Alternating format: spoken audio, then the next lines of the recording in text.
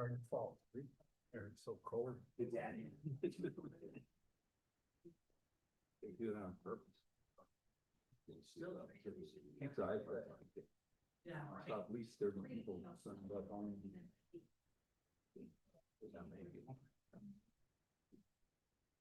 But yeah, I felt. Justified that. They don't make you any more than 30. They're, I think, They all read his test. That's what he tried to do.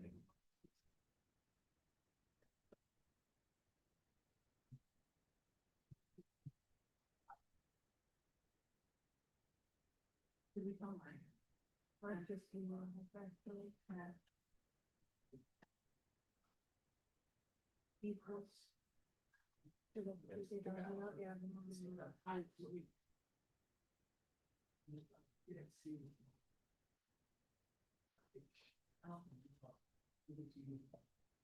Did we find out?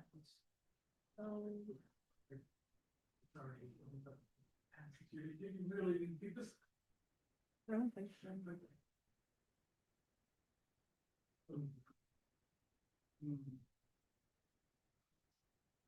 Right, great. And that's the one thing you can't argue. No, you don't try. Give them 3 minutes. Yeah. Cool. So I guess we're. Did you say somebody's favorite? Not where. Here.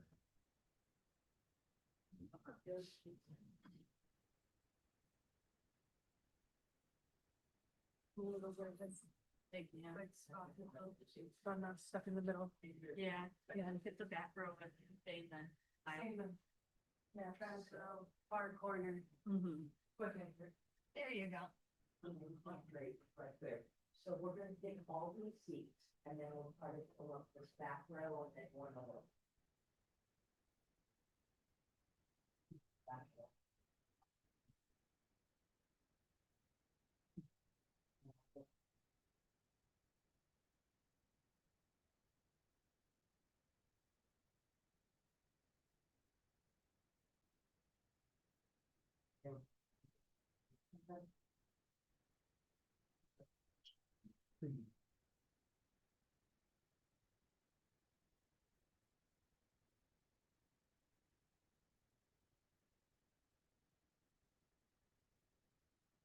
Victor, we're gonna fill up as, this is for Joe.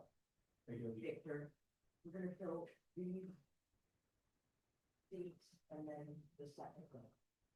Does everybody might want to see the camera? Hey, Steve. This is not a good time to hang out. Can you focus? And well, we're gonna go in the first row. What do you got? Okay, you should break out. Oh, almost quick with that. Yeah. Just here. Yeah. 30. Exactly. What do you do? You wanna sit over there so you can see the camera. Spiders have been so refined.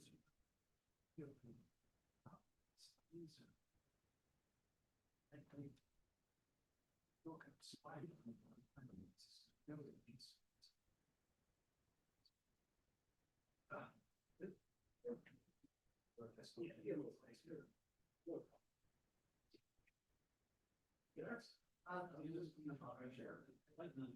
Yeah, it's interesting. I can explain fire and a solar float and cheers. Your bill problem. Your readers may would, I'm intrigued by it, I'm sure. No, I'm upset. Actually, that's beautiful.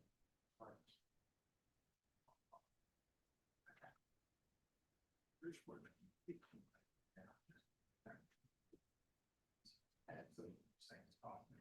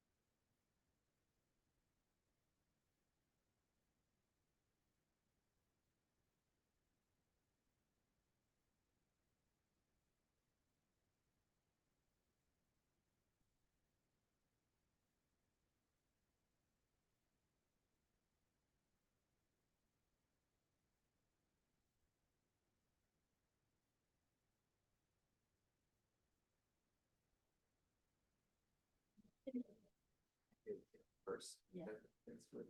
The best first empire. The Bridgeport folks stick with, Okay. What are you doing about that? The Steve. I'm not defending. So I work with her. yeah, Ray is over here. You know, Wasn't even sure. I know. And that was it, I didn't have them represent it's nice, so. Now, Fritz does a Gotta great have job. what we've done show up. Oh, if you ever. Yeah. So the third room. Give it to somebody who's more capable than. Yeah. Yeah.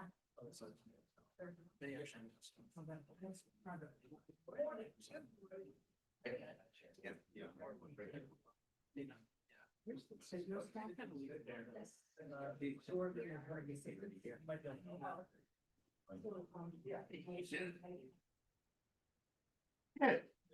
Well, she's kind of, yeah, at least 20 years.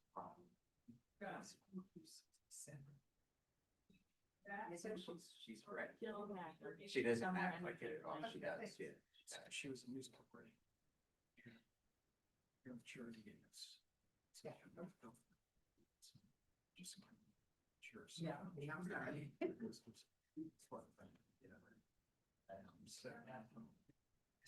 There you go, yeah. Right, well, it's never too late with the social. Exactly. It's getting good. Just keep it up. Then you're from. Yeah.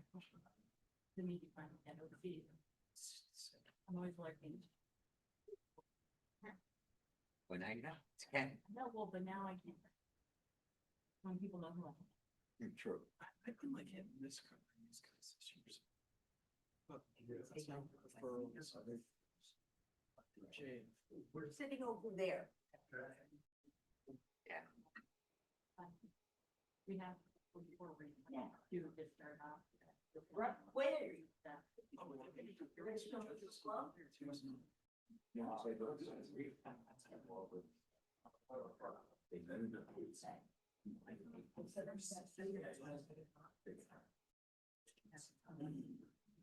I thought maybe they're gonna try to jam Tuesday. That's not anything. Somebody's. Yeah, that's. Yeah, that's enough.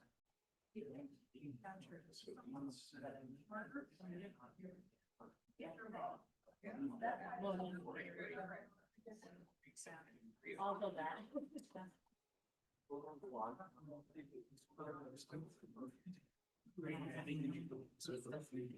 Yeah. What's your body language is doing? There you go, there you go. I was good to see it.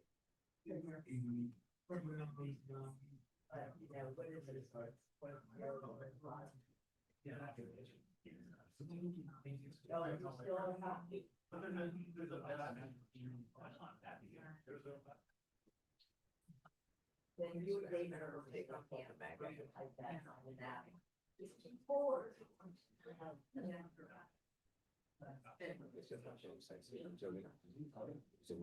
That makes perfect sense.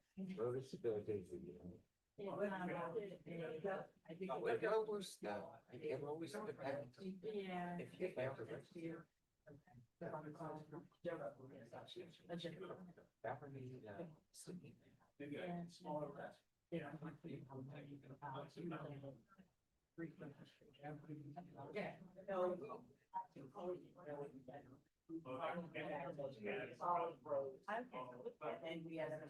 Yeah, no. Wasn't sitting next to it. That's our area. We should do that. Yeah. Well, yes, that's. That had the, power to do everyone. Maybe. Yeah. Yeah.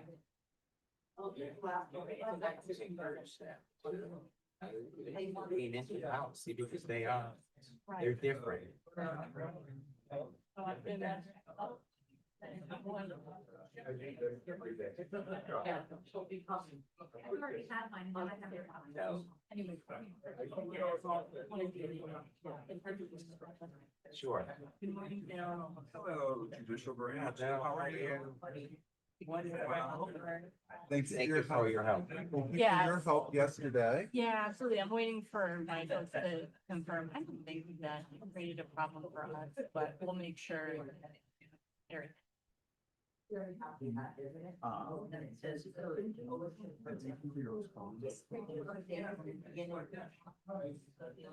Actually, appreciate it. Okay.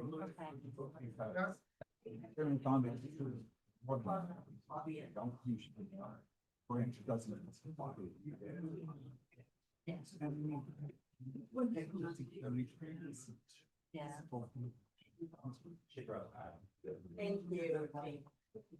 Well, I'm speaking of contrasting energies.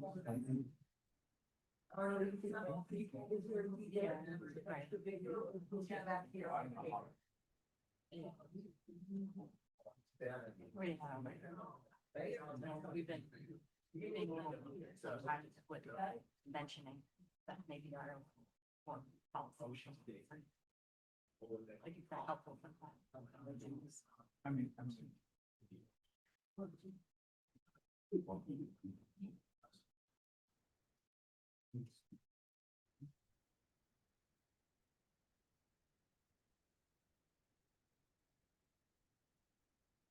Right.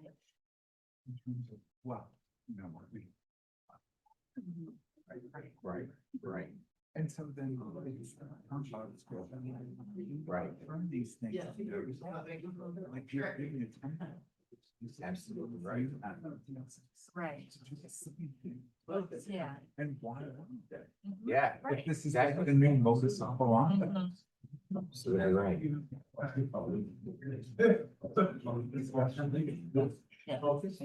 You don't have to. Examples. Yeah. Right. Right. Yeah. And so you just connect them all, and then we're having- Right, exactly. Yeah. Hey. No. You're right behind them. They won't be. You won't be here live? uh, You don't want to listen to all the versions? Well, it's. 30s. Yeah. it's not- Yeah. Yeah, true. Exactly. It is a Friday. I'd like to get out one decent. So we are all.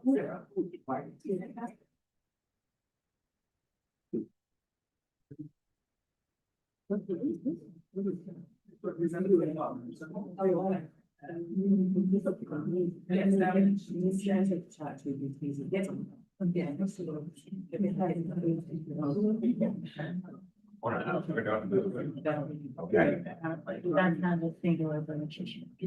Awesome.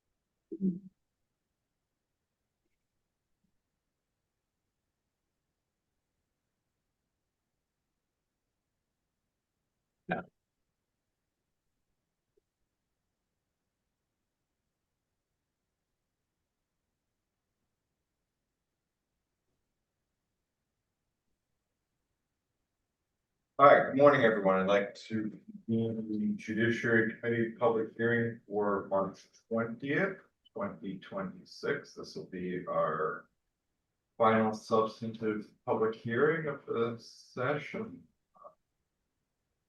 Was the contained 8 bills on our agenda. We'll put through our list very quickly here so the members can get back to reading. Remember, this morning, a little late. All right, we will start with William Hobson. The first one. William Hobson, please. Good morning. Can you hear me? Yes, go ahead. You can, yes. We can hear you. Go ahead. You have 3 minutes, sir. Okay, very good. Yes, my name is William Hobson. I am a licensed professional counselor in the state of Connecticut. I have worked in the field of problem sexual behavior for over 50 years. Most notably, I worked in the Department of Correction for 20 years, and for the final 10 years I was there before retiring, I was the director of the sex offender program for the Department of Correction. I also have maintained a private practice since 1982, treating and evaluating males 12 and up who have engaged in problem sexual behavior. In my work, I consider myself to be part of the team of professionals working to prevent sexual abuse, along with parole and probation officers, victim advocates, police, other mental health providers, and mandated reporters. I recognize the harm of sexual abuse and believe that individuals who commit it should be held responsible for their offending behavior. I know that sometimes it's difficult to separate the offender from the behavior, and I understand the anger and hostility that many people feel toward that population. However, if we truly care about victims and potential victims, we have to hope that offenders will succeed in their efforts to rehabilitate themselves and reacclimate to society. The best way of doing this is through a combination of treatment and community supervision, and research shows that these approaches help. One condition of a majority of sex offenders is to register for the SOR. One problem with SOR has been that many of the individuals who fail to return their letters on time do so due to circumstances beyond their control. Letters are lost, letters arrive in the mail too late, sent to the incorrect address, or in some instances are stolen or thrown away by people who want to get them in trouble. In my experience, the vast majority of offenders who have been violated for SOR issues are not those who are absconding or trying to conceal their whereabouts.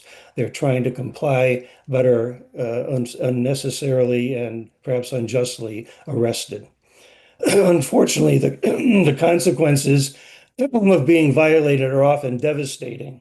In addition to the expense of having to hire an attorney, these individuals have sometimes lost jobs that, in many cases, took much time and effort to obtain.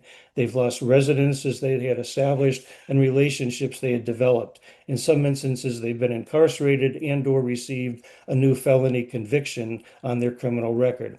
For these individuals, it's been like a cruel real-life game of chutes and ladders. Just when they've finally gotten a semblance of normality in their lives, it is taken away due to missing a deadline, sometimes by a matter of days. I would ask how many of us in this hearing today have ever forgotten to pay a bill or forgotten an important appointment? Imagine losing your house, your job, and your freedom because of that one mistake. Not surprisingly, having to comply with SOR requirements has been a significant source of stress for offenders. Thankfully, there was a change in the law in 2023, allowing offenders to fax or email verification letters, Thank and you. that's Thank been you. extremely helpful. That was the bill, so you could just summarize. Pardon me? I said that was the bell. I should have announced at the beginning. We have a 3-minute clock, folks. So, Sure. Can I have 20 more seconds? sure. Okay.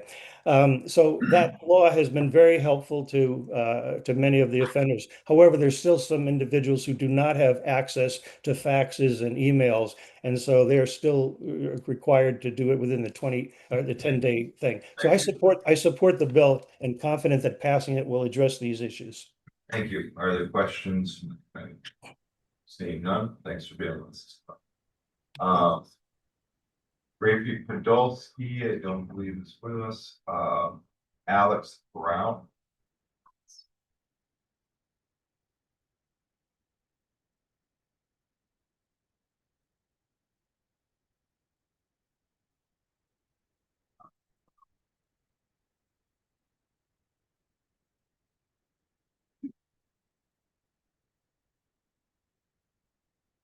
I apologize. Can you hear me okay? Yep, go ahead. Thank you so much. Good morning, Senator Winfield, Representative Staffstrom, Ranking Members Kissel and Fishbein, and members of the Judiciary Committee. My name is Alex Brown. I'm an MSW student from UConn, an advocate, and someone who has lived under long-term supervision requirements. I'm here today in strong support of Senate Bill 509. I want to speak how this policy actually functions in people's lives. On paper, address verification may seem like a simple administrative requirement, but in reality, the current laws create a situation where people can be charged with a felony for something completely outside their control. A letter must be returned within 10 days, but we know the but we know the reality. Mail is delayed, lost, or misdelivered. People may get sick, emergencies happen, and housing is not always stable. For some individuals, especially those without consistent access to mail, compliance with that time frame is not always possible. From my own experience under supervision, I know how strict compliance requirements work. I also know that even when you are doing everything you're supposed to do, systems are not always clear or responsive, and small breakdowns can have serious consequences. Under the current law, none of that context matters. There is a strict liability offense. Effort does not matter. Intent does not matter. A person can try to comply and still face a felony charge. I also want to address the concern about public safety in this bill. Accountability matters, but it should be fair and proportional. A felony for delayed or missing mail is not about safety. It is about punishment without context. In practice, these charges destabilize people. Arrests for technical violations can lead to loss of employment, loss of housing, and family instability. Even when cases are dismissed, the damage is already done. That kind of instability does not make communities safer. It makes successful reentry harder. SB 509 does not remove that accountability. It strengthens it by making compliance realistic, extending the timeline, allowing for a second letter, and creating an affirmative defense. All support accuracy because they give people a fair chance to comply. Reducing the penalty brings proportionality to the system. I also just want to briefly note that I plan to submit written testimony on this bill and Senate Bill 399. And I respectfully oppose SB 399 because creating exceptions to anti-discrimination protections risk further harm and exclusion, particularly for transgender individuals, and it does not address the root issue of harassment. If the goal is public safety, then our policies should support stability and compliance, not punish people for things outside of their control. SB 509 moves us in that direction. Thank you. Here we go. Right, questions, comments, seeing none, thanks for being with us this morning. Time Hughes from CHRO, lead shall be joined by Cheryl Sharp.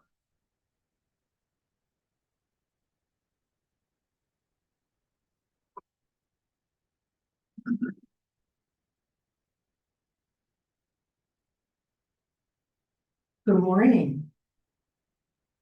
Representative Staffstrom, Senator Winfield, Senator Kissel, Representative Fishbein, and members of the Judiciary Committee. I'd like to thank you for the opportunity today to testify regarding Senate Bill 399. My name is Tanya Hughes. I'm the Executive Director at the Commission on Human Rights and Opportunities. With me is our Deputy Executive Director, Cheryl Sharp. And we also have our Managing Legal Director here, Michelle Venus-Kuhler, who can answer any questions if you have following my testimony.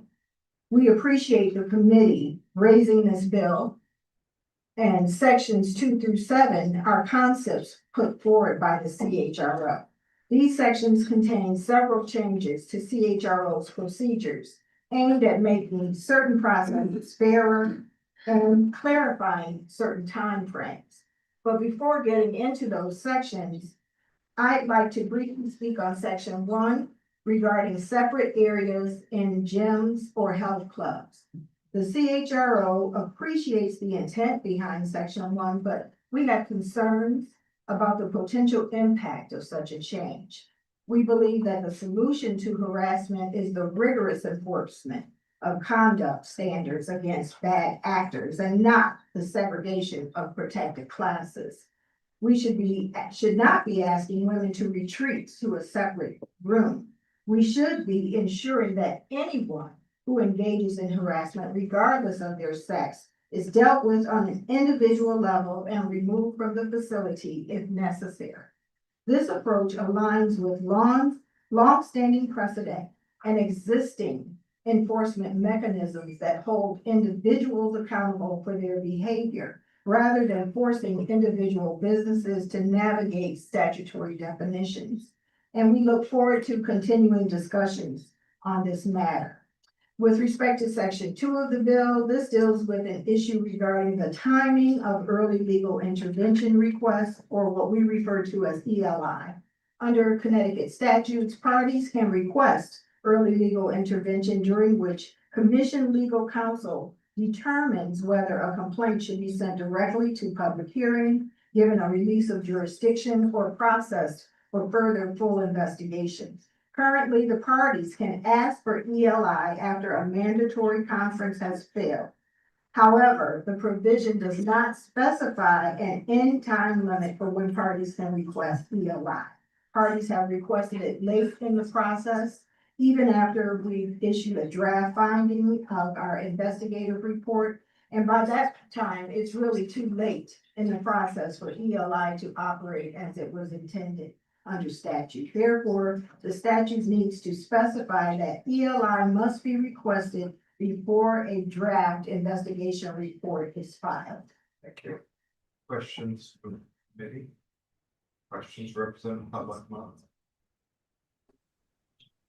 Thank you, Mr. Chair. And by the way, some of us are having a little trouble hearing you. The microphones from both parties, actually. But my question is, thank you for your testimony. As far as the timing, some of the later provisions, well, let's start with section 2. What's the purpose of adding in before a draft investigative report is issued? If you could give me kind of the background and scenario for that provision. There are times when we're really completed the investigation and it tends to stall the end of the investigation and delay processing and delay justice to the parties. If we completed all the work, we need to be able to follow through. Additionally, Cheryl Sharp, Deputy Executive Director and Commission Attorney. Additionally, when we look at our early legal intervention process, we are identifying cases where there are not factual disputes that need to be resolved, that the facts are pretty clear and agreed to by both sides, but there may be a legal issue that needs to be settled in a case. And so that becomes apparent pretty quickly during our processing of a case. And we are trying to make sure that we don't have a protracted process for the complainant or the respondent.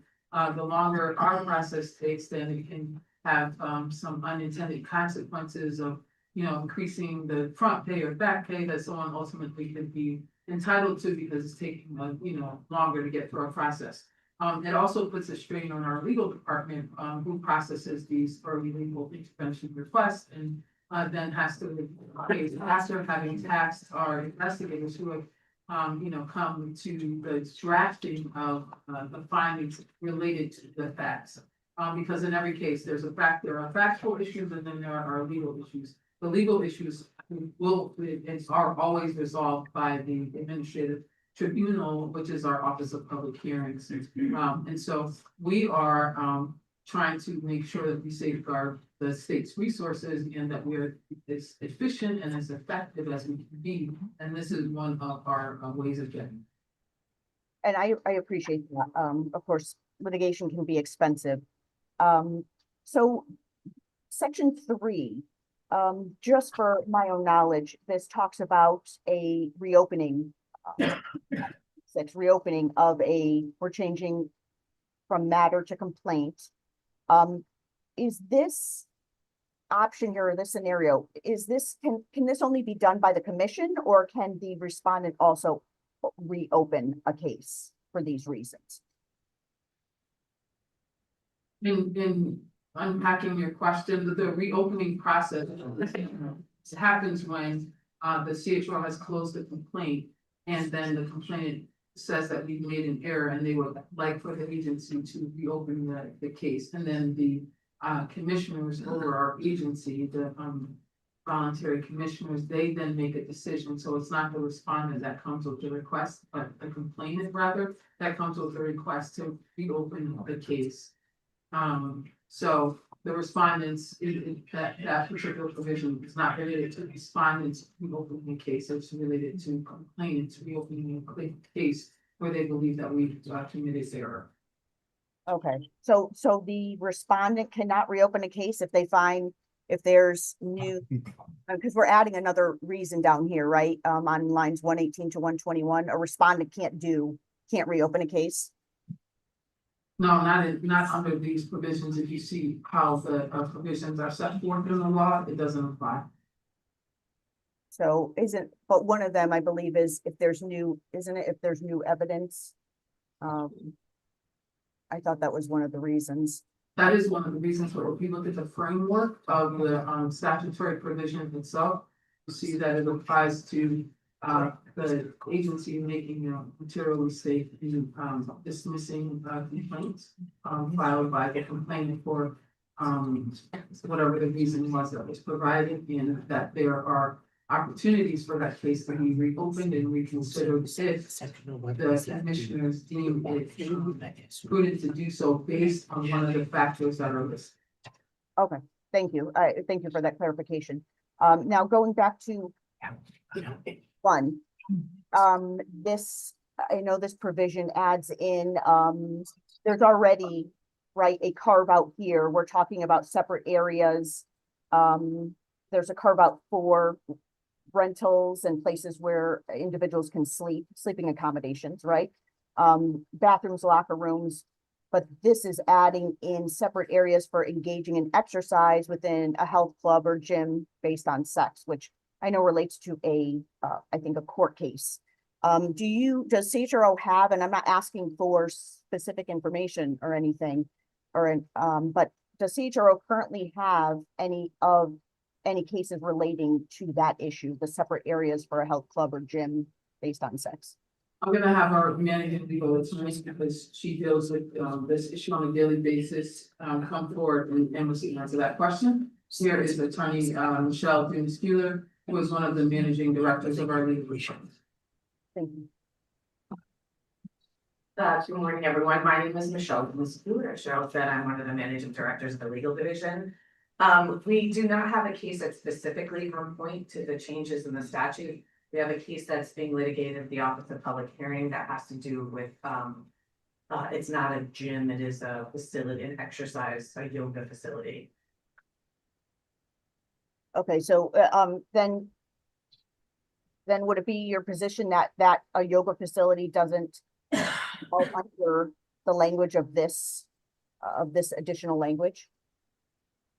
So the language is very broad. It is not our language. And so that is one of the things that we would need to discuss with the committee after, is the language that was included in this bill. Because you know, gym is a very large word and it's not clear what would really fall underneath that. Yeah, and I did see that, I believe, in some of the written testimony, the concerns over the language and the definition of gym. So, okay, so then there is a current case with CHRO that has to do with I think you said a yoga studio, correct? That's correct. Now I know, not Cheryl, but Ms. Hughes testified about her concerns about the language and about, I think, I believe the protection of women and harassment in that arena, we'll say, or along this subject matter and issue before us. So I don't know if you want to go into that. How do we balance, right, what's considered harassment and then your opposition to this language? We believe that this is the law and it's been in place for over 15 years, and we need to harassment is a conduct issue. And so we should legislate the conduct, the behavior, and not the gender. And by codifying separate areas, the state tells the harasser that they can keep the main flow of victim as hostile themselves. So we don't. So then do you think that we couldn't have a scenario where someone was harassing women by trying to, let's say, a prenatal yoga class? Now a man can't get pregnant, right?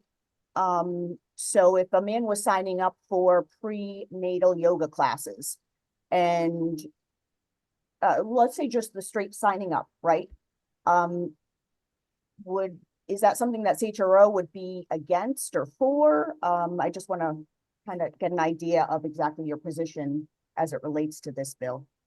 So our position is that we enforce the law that this legislature has enacted as a watchdog enforcement hybrid agency that is responsible for enforcement, education, and advocacy.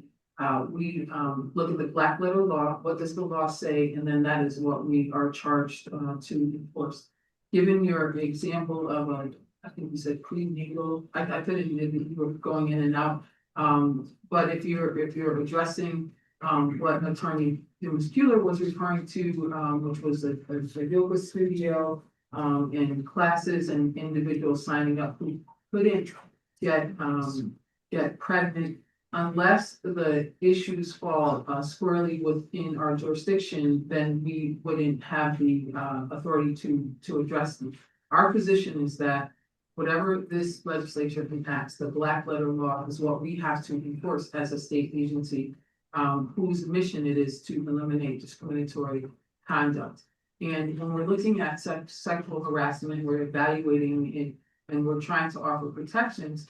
It is the responsibility of us all to ensure that conduct is not such that it is offensive, it is abrasive, it is harassing, it is discriminatory towards any one of the protected classes that we have under our law.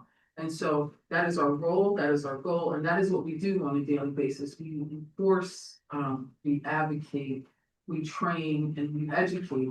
Our position is that we have to look at the conduct of the actors, and the businesses have some responsibility, right, to protect their patrons. And that protection, can come in the form of, dealing with the behavior and having these rules of conduct. If you have rules of conduct and someone engages in, the violation of one of those rules, then there has to be swift consequences, for that. And so, we, recognize that, these issues can be, very dense and difficult to unpack and seemingly difficult to figure out what side of the law you want to be on. We're on the side of the black letter law and the enforcement that our mission requires us to engage in. Okay, I appreciate that answer. So then, let's say the individual had, the person applying for not even a prenatal class had a restraining order against them, but was still, let's back up. If they had a restraining order against them, right, is that, now that's bad behavior, right? It's not easy to get a restraining order. There's a restraining order issued. Is that not something like, is that not bad behavior that CHRO would be looking at and considering when looking even at the black letter law as it stands? So the black letter law would address the restraining order, right? That would be a criminal issue that our agency doesn't deal with, the enforcement of criminal law. We deal with the enforcement of anti-discrimination laws and civil law. And if there were a restraining order in place, and then an individual came into a place in which they were restrained and prohibited from entering, then the police should be contacted immediately by the facility, so that the order that's in place by a judge who has dealt with a criminal matter, that they can take action, because we are a civil shop.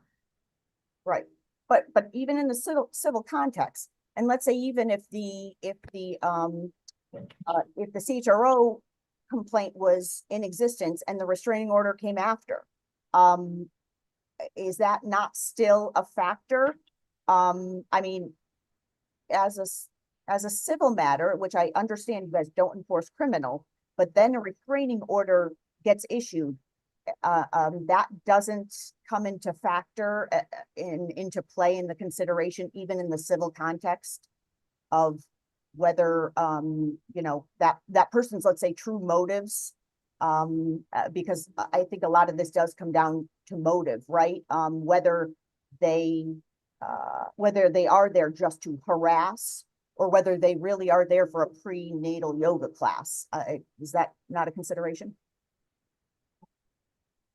Get that answer, or I'll give that answer, hopefully.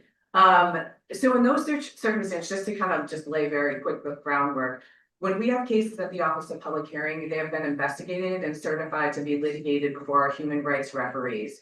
We follow the UAPA, the Uniform Administrative Procedures Act. It is a very liberal rules of evidence.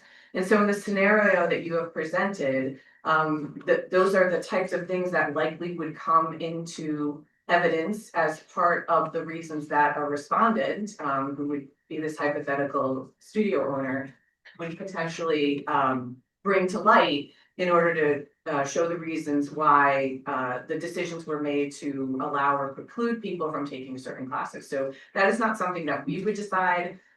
It's a three-party system. We represent the state. The complainant represents themselves, unless they have a private attorney, and the respondent is the other party. And all of them, all those three parties, will give all the evidence to our hearing referee, who will ultimately make that decision. And in your scenario, certainly those are things that would likely be relevant to the decisions that were made. Okay. And I mean, does it ever happen where you have a complainant who has more than one case at the same time against, like if this person went from one yoga place to another, trying to do the same thing? Does that ever happen where they have multiple cases pending at the same time?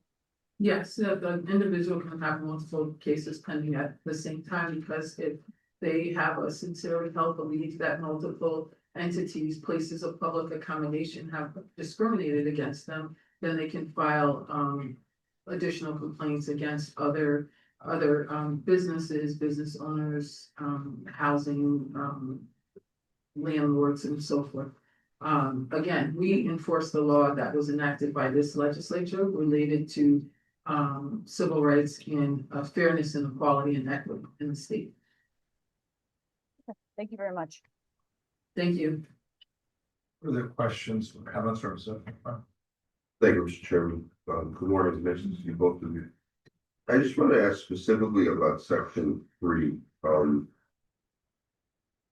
It talks about a matter being closed and then it can be reopened. The matter that has been dismissed has been closed. So under the law, can that dismissed matter be reopened? Yes. Thank you for that question. Yes, so primarily where this happens is where complainants have cases that were closed after a no reasonable cause finding.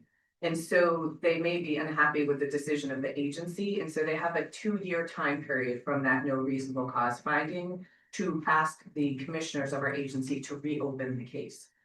That is the changes we've made to the statute are such that if they have gone to other places to litigate their case, meaning that they got a release of jurisdiction, there was no ultimate no cause finding, and go into court, that they can't turn around and come back to the agency and try to have us reopen their case to litigate it there. It's why respondents generally don't and can't ask for reopenings, because they're probably pretty happy that the case was closed. They don't have to litigate it anymore. So it really is an opportunity for complainants to have one last review of their case closure. So I guess the message to the business community is, even if you are successful in defending an action before CHRO which results in a dismissal, it's not necessarily over. This language is already in the statute. I understand. Yeah, we're just clarifying it and kind of making sure that people who have had their cases closed at the Office of Public Hearing on a no finding don't come back and have it reopened. Their avenue is to appeal that to the Superior Court, not to turn back to the agency and try to have us reopen their case. So we're just clarifying language that's already existing in the statute. No, and I'm looking at the public policy that generally says only one side can take that avenue. So I guess to balance it, you would say that if a finding was, well, no, you're already in court. I guess the concern is that only one side could essentially petition for a re-review, submit additional evidence, but that's only the complainant. The respondent is not afforded that opportunity. And what you're saying is that the complainant is only afforded that opportunity if you haven't disposed of the case and given jurisdiction, so or given authority to go to court. Right. And even when these things are considered, the likelihood of reopening is not great. It has to be, they have to show some material mistake that was made on the part of the commission, or there is some, newfound evidence. So respondents generally, once a case is closed or settled or done, they're happy because it stops the costs associated with litigation. And so it really, while it may at initial glance seem like it is not a system that's balanced, it really is, because the complainants are coming back and they have, the burden to show that we made some error, or that there was some new evidence that needs to be considered. They have this 9-member commission that is appointed by this legislature, and it is balanced in terms of who sits on it. That is going to decide whether or not one of the elements listed, I think there are 5 now, and we're just adding another one, has been met. before the case will even be reopened to then go back and see if we made some error during the investigative process. Where, you know, were there witnesses that were identified that should have been contributed, but for some reason it fell through the cracks and we of course try to get it right the first time, and a lot of times we do get it right the first time, but we're not infallible. And so there have been instances where we've made, you know, a mistake and we want to have the opportunity to correct that mistake. There are other things that are in place too that would help the respondent, like we have our CAR process, case assessment review, and we're looking at the 4 documents and making a decision, you know, pretty early on in the process before there was any cost or much cost to the respondent. So built into our statute are many ways that balance our process for both the complainant and the respondent. Because during the investigative stage of the process, we are neutral in accordance with the statute. We're not picking one side over the other. We're just listening to the facts or applying what the law says to the facts that are presented to us. Okay, so if I could finish my point.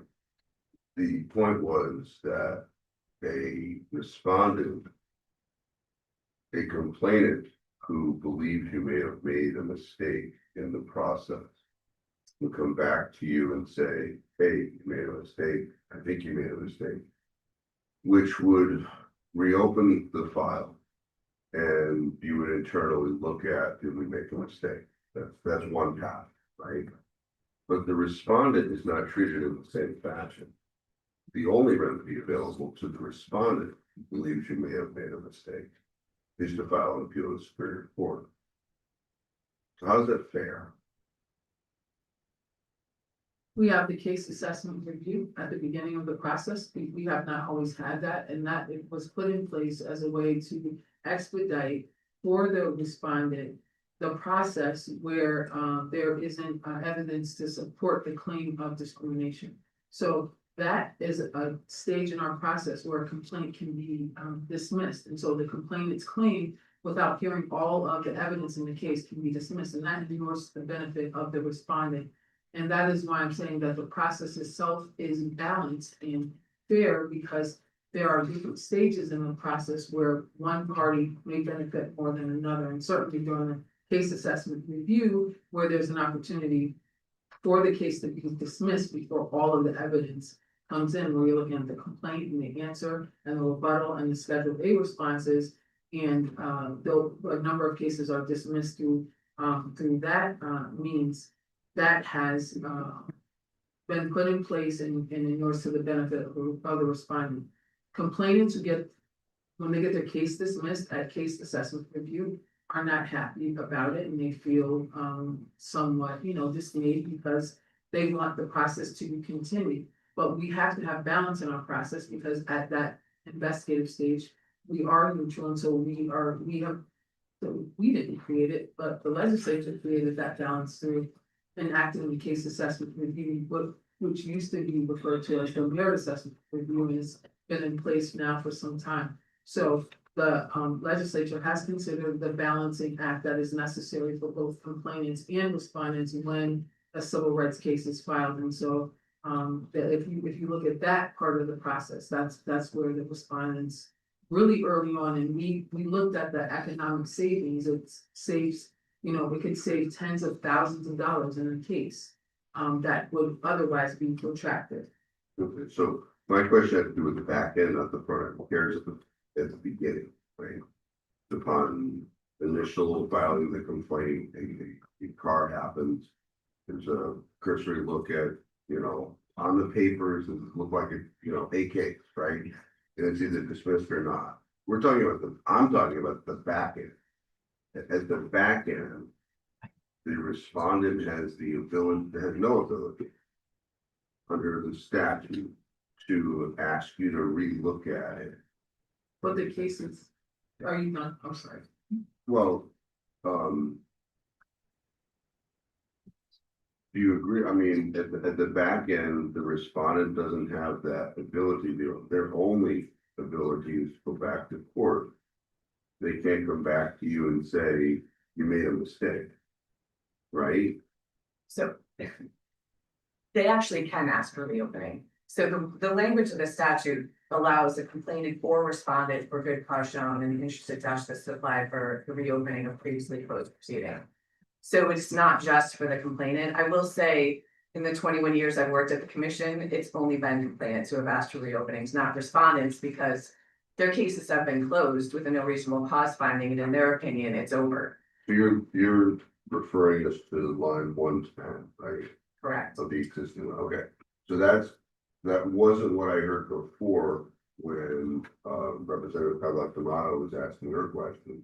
Yeah. What I heard was that only the complainant could, and that was incorrect. That's incorrect. Okay. Yes, so complainant and a respondent, but respondents, They haven't, I've been here for 30 Yeah, I years, was and I've sure. never seen a respondent ask for it either, so. Well, I don't care whether or not somebody's utilized. yes, In my, mine and equal protection, right? Right. Everybody's treated equally. yeah, and it's So So long equally treated. as both have the ability, whether or not they use it.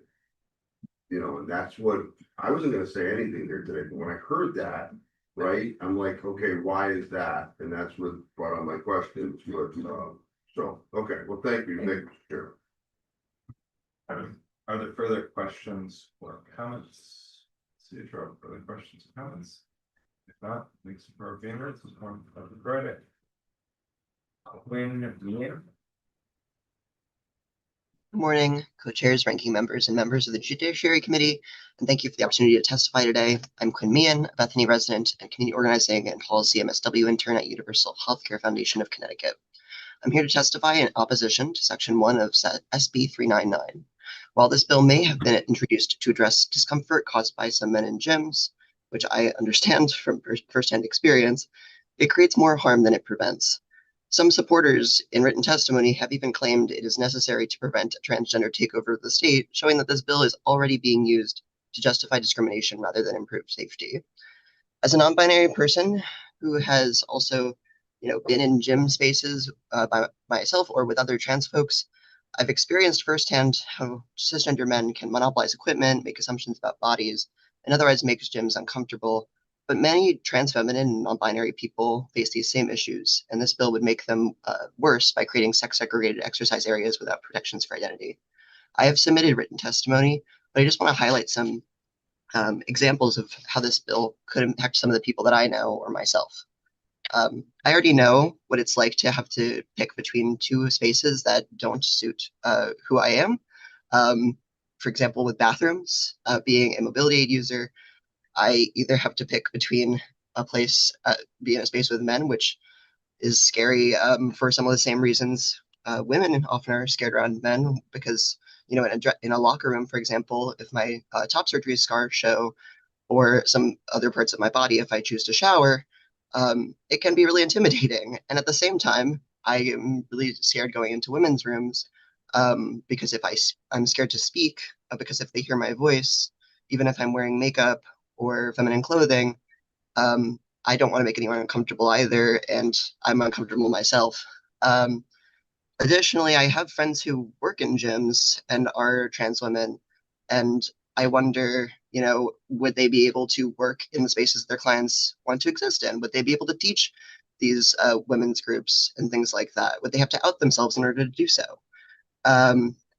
Additionally, I've already had friends, trans masc friends, who haven't been able to start testosterone, who are already uncomfortable going into men's locker rooms, and I have to assist them and go in there with them, or otherwise have to go into women's rooms. And if we create these women's spaces, which I understand the intent behind them, we may unintentionally cause an essentially men's area in which trans women, trans men who aren't on testosterone, and other folks would have to exist without the solidarity of other folks who get it around them. And so therefore creating safety for one group, but maybe not for others. I think it's pretty obvious too that trans women would, if they want to be in that space, have to prove themselves as a woman, or if I wanted to be in that space, which it seems like some folks would want me to be, if we're going sex segregated, then how are we proving sex? For example, my ID, my voice, and my body all tell different stories about my gender. Yeah, no problem. You're not getting on the live, so. Okay. If there are any questions or comments, Mhm. Let's see, question or comment, There are none. May I say one last sentence? Sorry, just to. One sentence, don't give me. Sure. Thank you so much. I just want to say that in addition to ensuring that accountability for men and their behavior, as CHRO pointed out, I would emphasize that the committee should also prioritize creating protections for trans folks to use not only gym areas, but bathrooms and locker rooms that align with their gender and create gender neutral spaces for folks like me so that we don't have to deal with this sort of thing, even if this bill is opposed, because this is already an issue and is increasing, in 2026. So thank you so much. And please do oppose this section as written. There are no questions or comments, so thank you for joining us again. All right, thank you. Let's see, Joseph Gibson.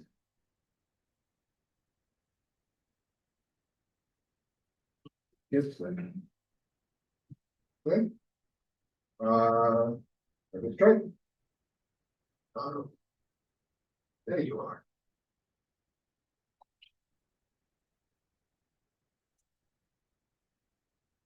Good morning, I'm Beverly Strike, probate court administrator. Senator Winfield, Representative Staffstrom, Senator Kissel, Representative Fishbein, members of the Judiciary Committee. Thank you for the opportunity to testify and offer comments this morning on Senate Bill number 400, an act concerning probate court operations, and Senate Bill 474, an act concerning the provision of annual training to a person appointed as a conservator. I have submitted written testimony on both bills. So I won't repeat or go into great detail this morning. I would like to highlight in our probate court operations bill the provisions set forth therein. Section 1 proposes to amend the statute regarding the jurisdiction of the regional children's probate court to allow for name changes for minor children to be presented and adjudicated in that court. Those matters typically necessitate findings of best interest, and we have specialized staff in those courts to facilitate addressing those issues. Section 2 addresses a gap in current law regarding firearms disability determinations. Section 3 is a technical clarification regarding maintaining confidentiality of children-related guardianship proceedings. Section 4 clarifies the process for appealing probate court matters. One, ensuring that appeals of children-related matters are actually directed to the juvenile court for proper adjudication, and the other is just a clarification to ensure the probate court is aware of any appeals. Section 5 and 6 proposes to alleviate administrative burdens and to enhance efficiencies for the probate courts related to individual office expense items and centralizing them in my office. I do note the probate courts also support this request. Section 7 is, we do offer a technical correction to the language as drafted in LCO number 2612. Specifically, the reference to the subdivision, we would respectfully request be changed from number 3 to number 2 to ensure that it's capturing the citation process related to that provision in section 45A 649. Section 7 also clarifies the timing for conservatorship hearings and notices, which I think is a critical component. So parties and courts are on the same page in terms of the timing. Section 8 also clarifies and enhances, frankly, our training requirements for newly elected judges. Over the past several years, we've had a number of vacancies due to retirements, special elections, and the training that we provide. They take office at rolling dates based on the retirement of the sitting judge, and we want to ensure that they have the authority to observe confidential proceedings before they take office to ensure they are adequately trained when they do take office. Section 9 expands in some respects the random audit of conservatorship so that it is not limited to a random audit once an account is filed, but allows us to address the estate in its entirety when the account has not been filed. And I would answer any questions you may have. My written testimony addresses remaining section. You, Representative Fishbein. Thank you, Mr. Chairman. Good morning, Gerald. Good morning. Wanted to ask you specifically about, first of all, section 9. I understand the intent. I know there was some issues with a particular conservator, this past year, quite distressing to me. But we're changing in B. We're going from conservator accounts, which I can understand that, to any conservatorship of the estate. So if I'm the conservator, it appears that you're expanding the envelope to more than just my accounts. Is that the intent? The intent is to address conservatorships of the estate where the conservator has chronically failed to either file the mandatory inventory or a financial account or report.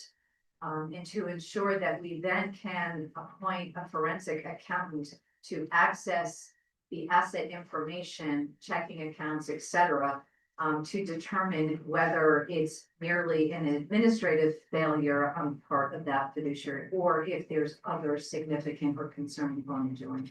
Right now, a random audit statute is limited to after a conservator files an account, then the forensic auditor can be appointed to do a forensic deeper dive into that accounting, reviewing actual supporting bank statements, investment accounts, et cetera. This would expand it to allow us to address when someone fails to file an account. Okay, was this? So would it permit you to be able to audit other accounts of the individual? Could you clarify the question? Sure, I'm just looking at why we're changing. The existing is conservator accounts, which I can understand, right? It's the account that the person maintains on behalf of the concerned individual. That's the. That language actually refers to the accounting report filed with the probate court. So not the actual bank accounts or financial investment accounts, but it actually only authorizes a random audit once the conservator files that financial report or financial accounting with the probate court. Before it is adjudicated, it can be randomly audited by a forensic accountant. So the trigger for the audit is only once the conservator has actually reported to the court the assets, the income, the expenditures paid, and proposed distributions if there are. So that, again, the triggering is here to expand it when that fiduciary has failed to report to the court what assets they have taken control of and what they have done with those assets. Okay, so can we just unpack that a little bit? If we look at lines 278 and 279 of the existing line, it seems to give you the carte blanche. Says you can do random or on the basis of other criteria that the administrator, being you, deems effective in deterring and detecting fiduciary malfeasance. So I think that's the gatekeeper function. If you believe through a complaint, report, whatever, that somebody is doing something improper, you can trigger this line, right? Yes. So it doesn't necessarily, it may be somewhere else that I'm missing. It doesn't necessarily require that there be a filing or there be a lack of diligence in filing. Although those are things that would trigger possibly this thing. I'm trying to figure out the difference between conservator accounts and any conservatorship of the estate and why it's different, because it seems to be an expansion. It is an expansion Okay, to ensure that we have the ability to deter and detect fiduciary malfeasance before the malfeasance is so significant that the loss is not recoverable. okay, Some scenarios are when the fiduciary has not, so under the current law, 1 year after the date of the appointment of the conservator of the estate, they are required to file a 1 year accounting, so report of the income, the assets, the expenditures, and the funds remaining on hand. And then they are required to do so at least every 3 years thereafter. What we are concerned with is when they fail to comply with that statutory timeline and then do not appear at court hearings, it is a red flag of potential malfeasance. But in the absence of the filing of that financial report or account with the court, there is no authority under this statute to have one of our forensic accountants audit the situation. well, okay, and we keep on going in that circle. Why wouldn't you have that ability under 278, 279? You could say, you know, it gives you carte blanche to say this is the criteria, right? Under the existing law, you can say, if somebody's a day late on that filing, I want an audit. I don't see any prevention in the existing language. The statute as it now reads is that I may select an account for audit. If there is no account, my authority is not triggered.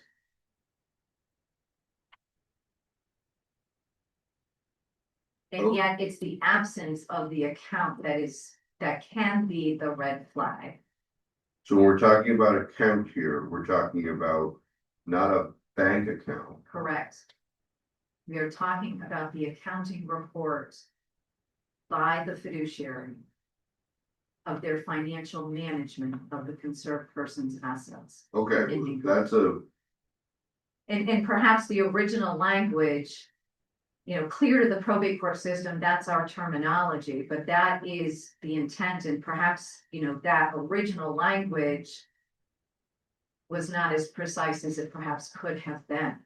But that is the intent from that original legislation, and that is how it has been applied. I think this was passed in 2018 with other initiatives to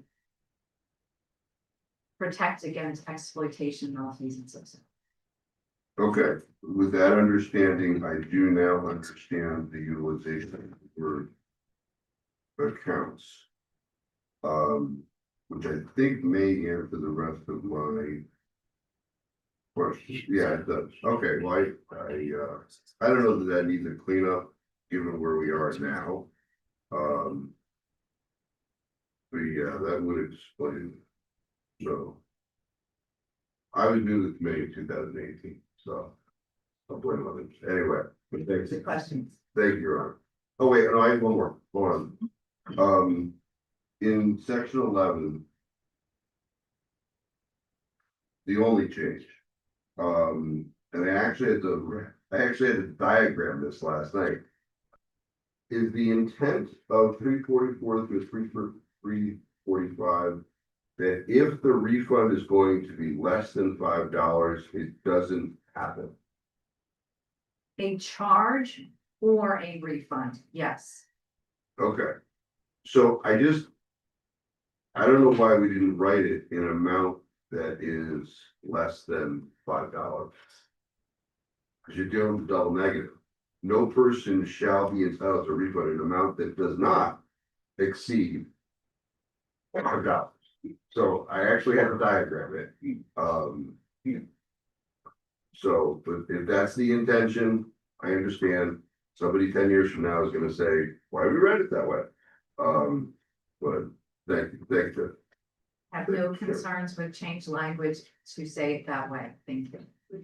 Thank you, Representative Fishbein, for a comment or question, for members of the committee comment or question. There are none, I will for joining us again, and despite the fact that there's no need for language change, I will make sure we're clear when we're on the floor for everybody's purposes. Thank Thank you. you. Great day. Good. Peter Ventura.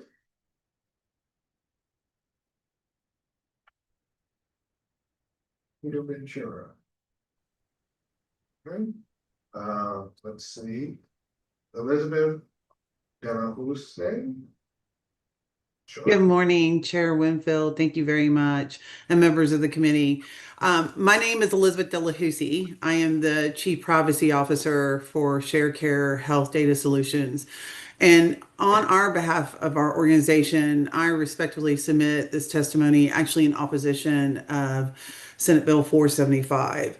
SB 475 is actually predicated on a misunderstanding of how medical records are accessed and validated and disclosed in practice. While there is a perception that electronic records can be produced instantly, and the reality is actually far more complex. Healthcare providers routinely maintain records across actually multiple electronic health record systems, as well as paper legacy formats due to mergers and acquisitions with healthcare systems. And accessing a complete and accurate patient record requires coordination retrieval across all of these environments.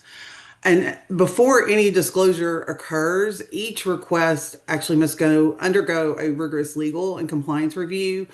This includes validating HIPAA authorizations, subpoenas, court orders, and other legal instruments to ensure that the requester is actually authorized under both federal and Connecticut law.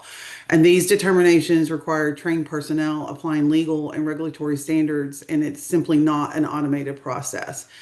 And Connecticut law further heightens these obligations because under the Reproductive Freedom Act, information related to the reproductive health care may not be disclosed without explicit written patient consent.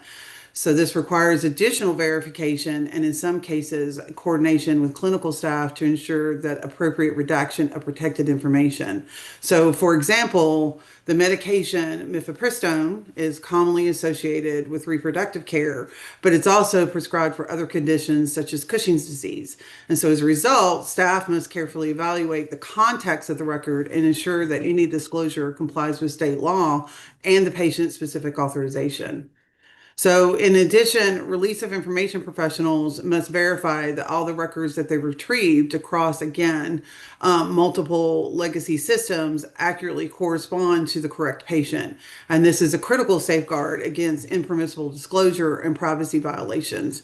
And then finally, records must be converted into a secure, accessible format for disclosure. Data within electronic health record systems is not readily usable outside of those systems, and so therefore it must be processed and securely transmitted through a compliant delivery method. So in sum, the release of medical records is a controlled and multi-step compliance function. It's governed by both federal and state law. It's not an automated or instantaneous process. And as drafted, the SB 475 does not adequately account for these operational and legal requirements, and it does risk creating inconsistencies, administrative burden, and potential compliance challenges for providers and their business associates. And for those reasons, we respectfully urge the committee to vote no to the SB 475 as presented. Thank you. Thank you. Question or comment from members of the committee? Question or comment? Did you submit written testimony? Yes. Okay, thank you. Question or comment? There are none. Thank you very much for joining us. Thank you. Let's see, we have Jeffrey Jenkins. Hi, good morning. Senator Winfield, Representative Staffstrom, Senator Kissel, Representative Fishbein, distinguished members of the Judiciary Committee. Thank you for allowing me to testify today. I co-supervise a housing clinic at Yale Law School that serves, among other clients, tenants facing mistreatment by their landlords. And so I'm here in support of the House Bill 5440. That's an act concerning the award of reasonable attorney's fees by the court in entry and detainer cases. Entry and detainer cases are the primary way that people can deal with their landlords locking them out illegally of their units and driving them into homelessness. we and our colleagues at Legal Services handle a variety of different tenant matters, but right now there's not enough of us to handle even all the eviction actions in the state, never mind discrimination, housing conditions, and all the other matters that we deal with. And so while we consistently hear from tenants on entry and detainer cases, we lack the bandwidth to take them on. And it's not just a bandwidth in terms of overall caseload, but also the fact that someone has been locked out of their unit and needs immediate help. So this proposal offers, or this act rather, offers a pretty elegant solution, which is provide for attorney's fees in the case of a successful tenant in that action. So it allows the private bar more of an opportunity and an incentive to help these tenants who need it. As it is, many of the tenants who have these kinds of entry and detainer actions end up going it alone. And there's, of course, all sorts of problems with trying to navigate the court system on your own. There are other ways, for what it's worth, to bring actions against landlords and get attorney's fees, but those are just normal civil cases. They don't offer that sort of short fuse, immediate relief hearing within 8 days that the entry and detainer actions offer. And so for all those reasons, we strongly support the House Bill 5440. I've submitted written testimony that's along the same lines of what I just said, but I'm happy to take any questions you might have. Thank you. Question or comment, members of the committee? Question or comment, Representative Pavlak-Tomato. Thank you, Mr. Chair. So as I'm sure you're well aware, it's a general rule and principle in Connecticut that we follow I believe it's the American rule of law, where certain parties, let's say, are not allowed to recover attorney's fees. And this happens a lot with plaintiffs' cases, right? Small claims or otherwise, they can't recover. And of course, I personally feel, and as an attorney, that this dissuades a lot of people from asserting their rights and going after people, because sometimes the costs it's cost prohibitive, right? Right. The costs outweigh the risks and the time and effort. So how and why, I'm not sure why this carve out, right?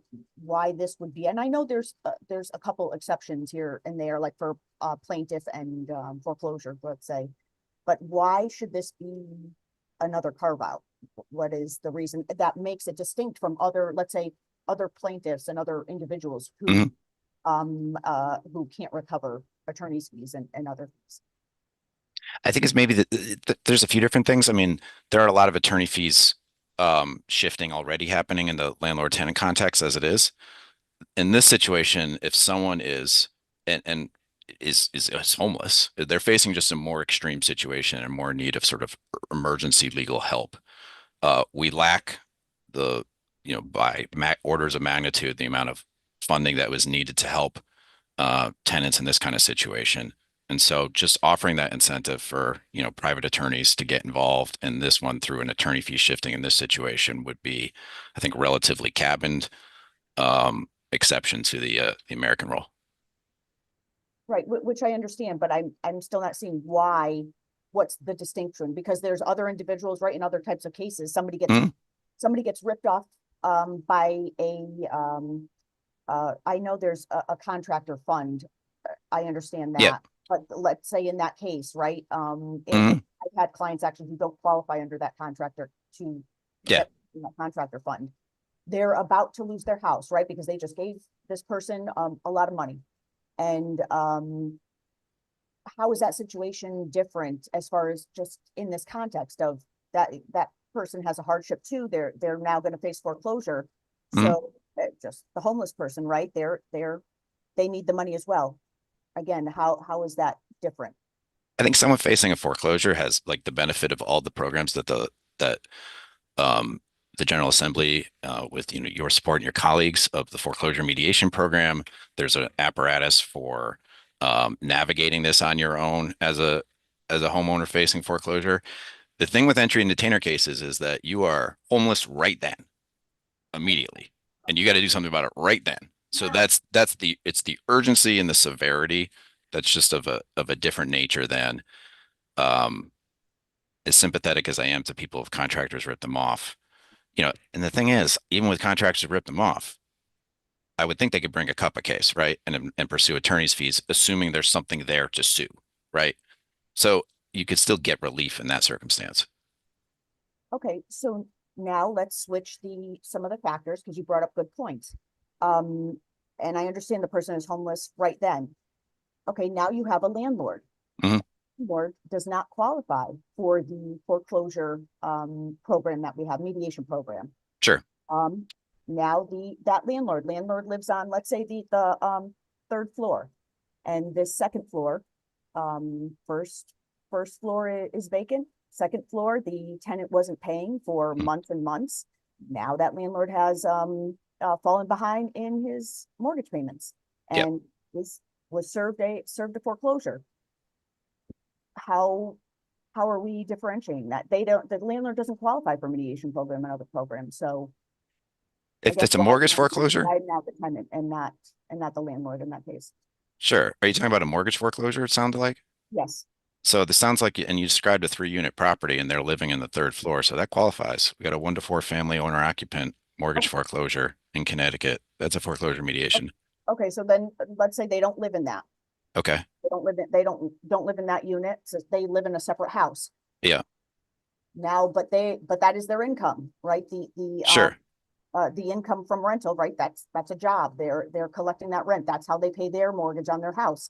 Now they're facing foreclosure there, right? And I understand they have the mediation program, but again, it's because that person is not paying the rent that they're falling behind and facing foreclosure. Right. So, and I know there's the mediation program. I get that, Yeah. but I'm still not seeing why one hardship is used over another and Okay. treated differently.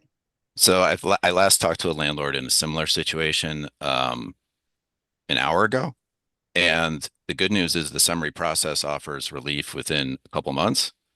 And she had already filed her notice to quit and she'd taken care of that. And so to the extent that we were also discussing ways to work things out with her mortgage company, because she did rely on that tenant income, she had the time through the foreclosure process and the mortgage side to work that out and to get relief much faster through the eviction process and get a paying tenant in there. Okay, well, I am on both sides. I've done both sides of evictions, and I have never, even where the person never put an appearance in, Yep. I've never had one go that fast. And this is without an appearance on the other side in default. Did not go through that fast. So I don't know in what context that happened. I just, in all my cases, in not only here, but in Florida too, they don't go that fast. And I did just have one that the person defaulted, never even responded, but it still took several months. Way more than, what did you say, 60 days? Yeah, if you have a notice to quit, you take care of that, you service it, you get that under a month. The cases I've been seeing, the courts are scheduling hearings, even with the person showing up within about 4 weeks of the return date. And they're scheduling it for what? For Trial. okay, but what about after the trial? Then you get into execution within 24 hours.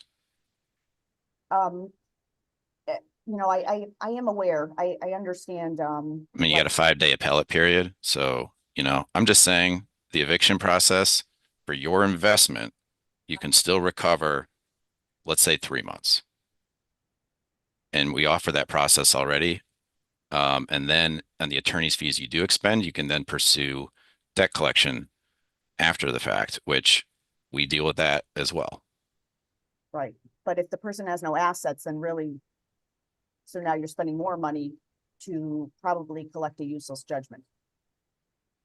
Right? Well, maybe that's the case. I mean, we could keep adding like Right. criteria into this to make it so that it's eventually a hypothetical where someone's out of money on their investment, but it's still different than being locked out of your unit today and facing homelessness right now. Well, I agree that they're different, but I'm not, my point is that they're different scenarios, but the adding fact scenario, you say that we can add different facts all day, but it's what I see all the time from landlords. Sure. I guess I would just say if a landlord locks someone out and is actually found liable on an entry and detainer action. One second. Sorry. Question us to slow down a little bit and not talk over each other. Oh, sorry. I know it's not meant, but folks are listening and we want to make sure everybody can follow, the conversation. But also caution us to get it, but try to stick closer to the bill. Thank you. Sure. Sorry, it's a couple of lawyers cooking. No, I appreciate the dialogue. And you put in written testimony? Yes. Okay, I definitely will be reaching out. I do appreciate the dialogue and, I appreciate your testimony and coming in and giving that perspective. My only point is that, you know, there's hardship and I don't agree with lockouts, right? That's, of course, definitely don't agree with that. But at the same time, there's hardships and we keep exceptions here. I think believe me, I think everybody should be able to recover. But I'll be reaching out. I do, again, thank you for your testimony. No problem. I think, there's a different matter where a Waterbury mediator may have given you my contact info too, and you're free to reach out. Thank you very much. Thank you, Representative. Are there further comments, questions from members of the committee? Further comments or questions? Don't see any. It's good to see you again. And, oh, well, no, there is one. Rep. Doucette. Thank you, Mr. Chair. Appreciate it. Hi, Jeff. Good to see you virtually. I know we've had conversations in the past about this. In fact, I recall, I think it was just last year, referring a matter or attempting to refer a constituent matter on a detainer to you and to legal services, and it was met with the response that the caseload just too high, not enough bandwidth, not enough availability to turn it around in a timely manner. And I think you even made the suggestion that I should take the case, which I don't know if that was a good idea for anybody. But the question would be, how quickly can you think this be turned around? In that, you know, an action is filed, attorney takes the case, action's filed to completion. The judge rules on it. How quickly do you think that order can come down, again, to incentivize what I think the purpose of what we're talking about here, to incentivize more attorneys to be willing to take those cases? The first hearing under the existing chapter, it's 833, and I think it's 47A 43. That's where it starts. It gets you that hearing within 8 days.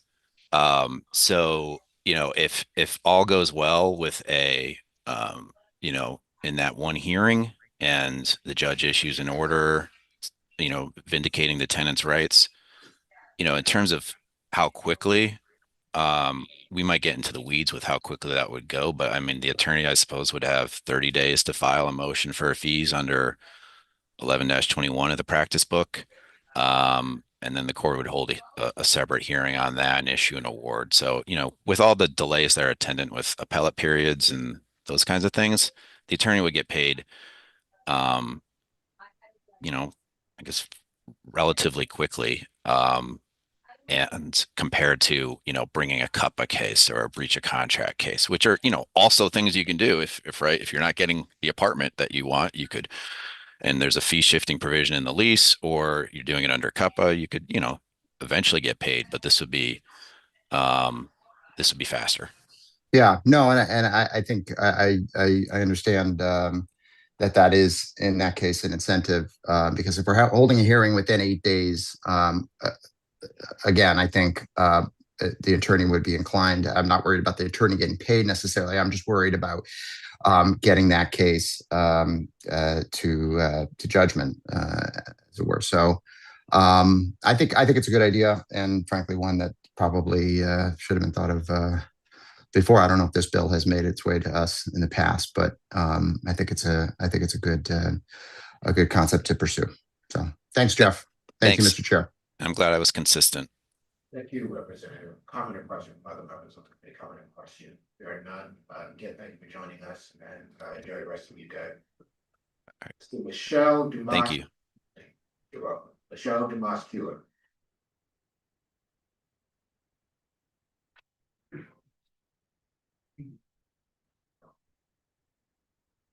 Okay, thank you for that information. Devon Ward.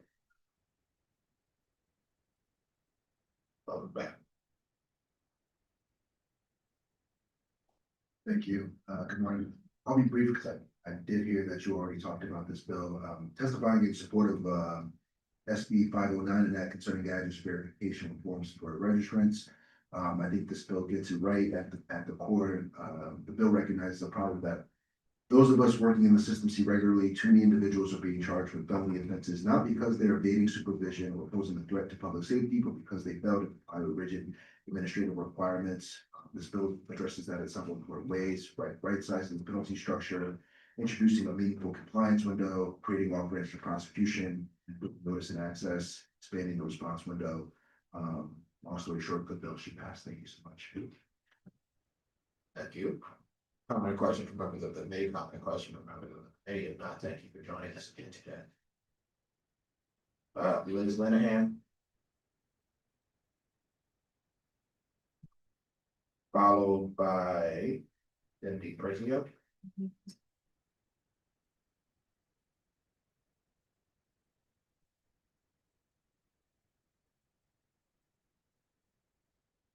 Good morning. My name is Cindy Prizio. I am representing One Standard of Justice, and I am a mother of a formerly incarcerated individual. I'm reading this testimony that was written by a mother. And it's honoring her and all mothers. She could not be here today. I'm writing in strong support of SB 509, which seeks to fix one of the most unworkable and punitive aspects of our current laws, the 90-day address verification requirement. My name is Kate. I am the mother of a son who's still incarcerated and preparing for his eventual release. My son was 18 when he was arrested. While my family remains hopeful for the day he can return home and begin rebuilding his life, we're deeply afraid of the system he will be returning to, a system that demands perfect compliance with an overwhelming number of requirements. I cannot describe the pain of hearing my son, who is working hard to prepare himself for re-entry, express fear that a simple mail delay could send him back to prison before he even has a chance to begin again. The idea that a person can be punished so severely for something they cannot control is not only unjust, it undermines the very effort our state invests in rehabilitation and successful reintegration. The address verification requirement does not exist in isolation. It is one of many rules, restrictions, reporting obligations placed upon anyone who must register in Connecticut, including severe limitations on housing, employment challenges, frequent in-person reporting, residency constraints, internet and device rules, and ongoing community notification obligations. Each requirement comes with its own deadlines, forms, and consequences, and any misstep can trigger criminal penalties. For individuals to try to rebuild their lives, this maze of rules can feel impossible.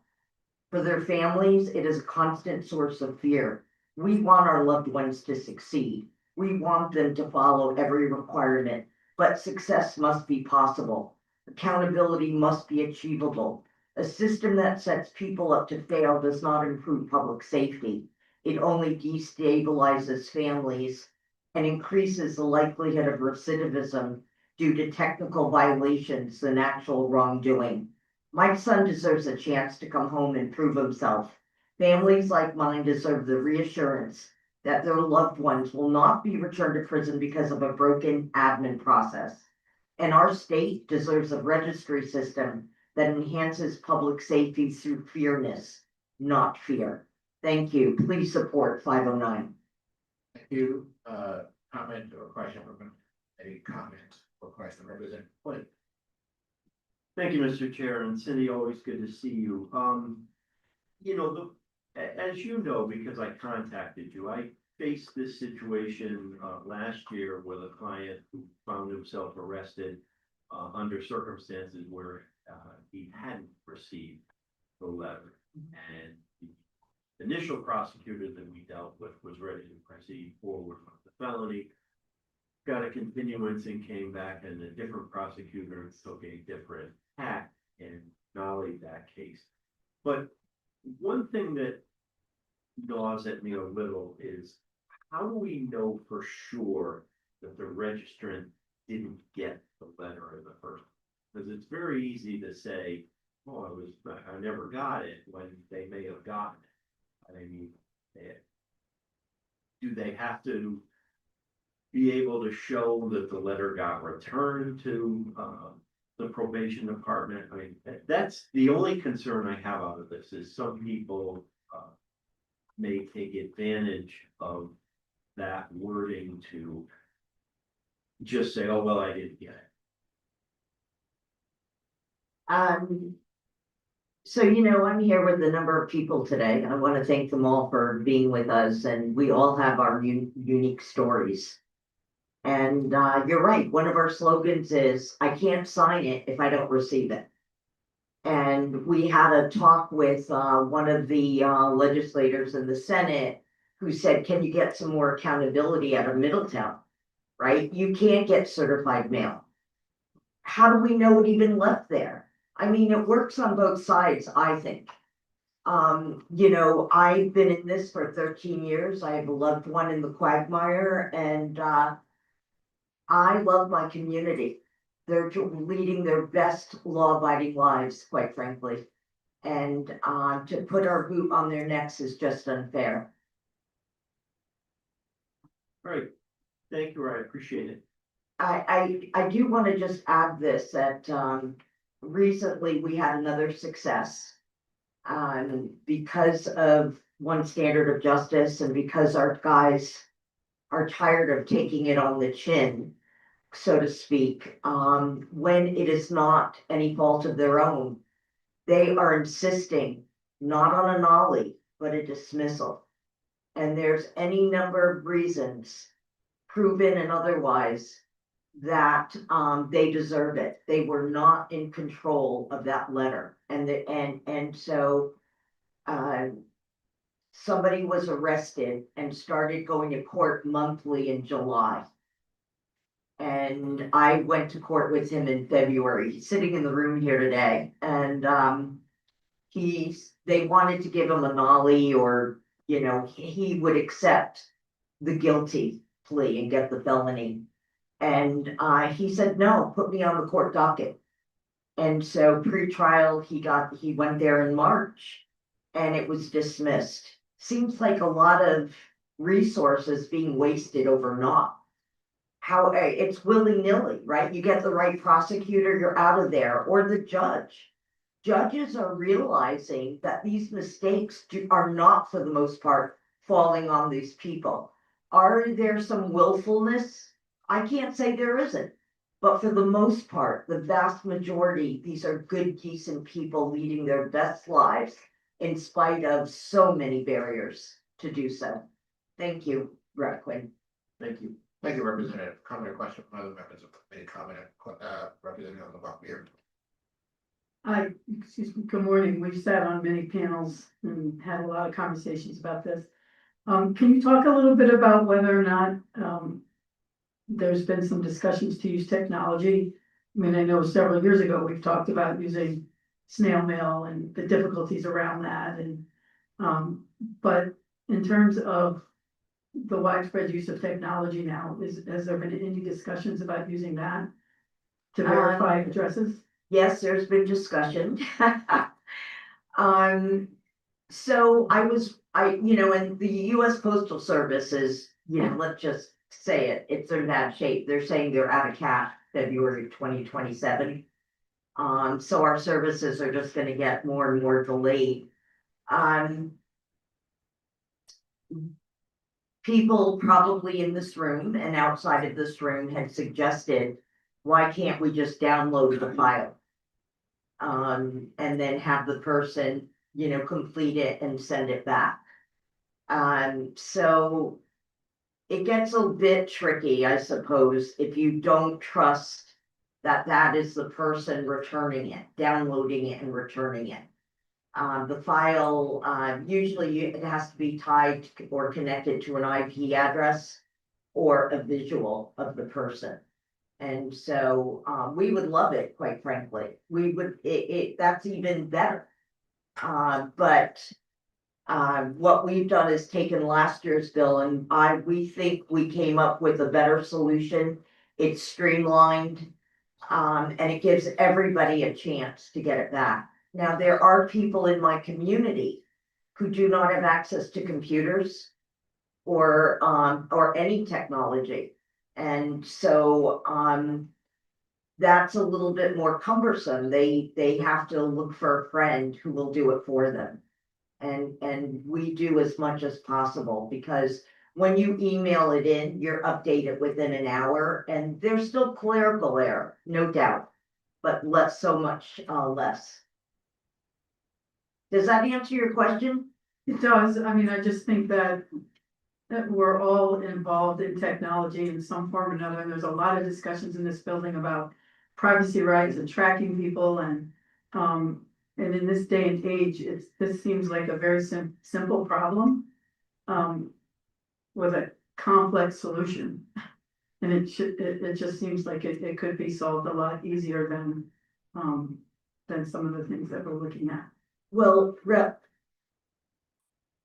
in some states and countries, they look at this registration process, the address verification, as a wellness check. They know people aren't absconding. They're just, life gets lifey. And, I've got one gentleman with, his wife is now needing a kidney transplant. So she's at Yale, New Haven for months. And he's got a paraplegic son who's under his care 24/7. Was he late once or twice? Yes, he was. And, how do we forgive when somebody's been at the same address? Depending on your community, you could be at the same address for 30 years and still get a late letter. And it's kind of crazy, right? Like, what are you doing? You're in full view. That's what I mean about a simplistic problem and a complex solution. Absolutely. I'm with Yeah. you. Work with us. Yeah, thank you. Thank you. Representative Fishman? Thanks, Joe. So I agree with Representative Ward here. I've been an advocate for years now of putting the forum online. I guess the situation from law enforcement standpoint is the perception that if they mail something to a particular address and then it comes back to them, arguably from that address, that person resides there. But that's a fallacy. There's plenty of people who don't live at a particular residence, but their mail goes to mom, let's just say. That doesn't show that the person's there. So, if you're looking to, the court has said that you have to let people know where you're living. And I'm generally in favor of that, conviction, laws, all of that stuff. I think the best system to make every ability for an individual to let the government know where they are. But when you hide that ability, it's almost like you're twisting somebody's arm behind their back. You could be convicted of a felony if you don't do this, but the government's in control of the front end. It's almost like entrapment. And that is not the system that we should have. So I once again push on having it on Desk's website, then it's in the individual's hands. You have an affidavit is prosecutable if they lie.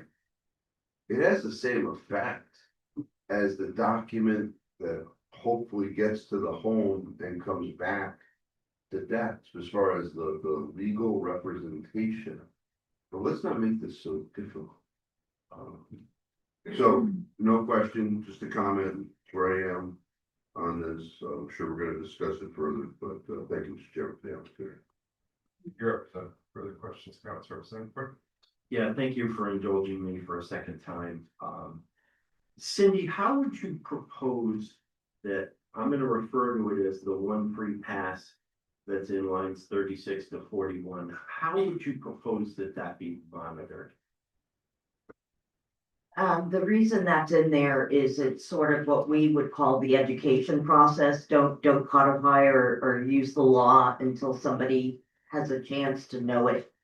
I think when people get outside of incarceration, they are so they have so much to do, and some of them may not have heard that they need to be somewhere in 3 days or 5 days. So it would address people like that to give them a free pass to get to know it early on. We work with attorneys on that. And the other thing would be is that sometimes stuff does happen. I talked about the man with the care 24/7. And so the first time they're letting them go anyway. You know, the prosecutor, just take a guilty, take the felony and we'll let you go home today. No. So we thought that based on what we know of the system we've been watching for the past 2 to 3 years with late letters, is that just give everyone a free pass.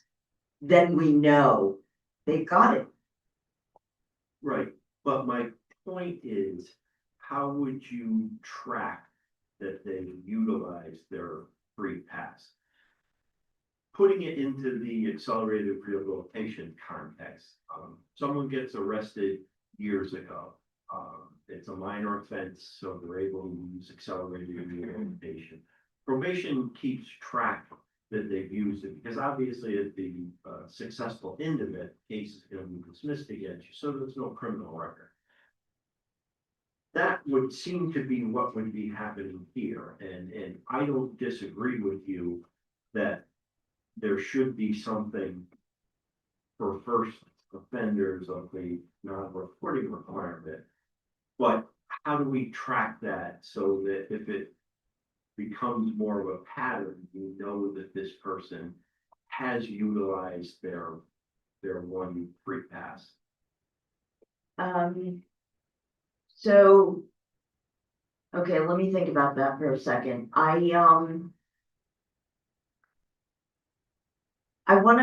You keep bringing up probation, Rep. Quinn, and yes, we get an ridiculous amount of mandated probation, 10 to 35 years on a regular basis.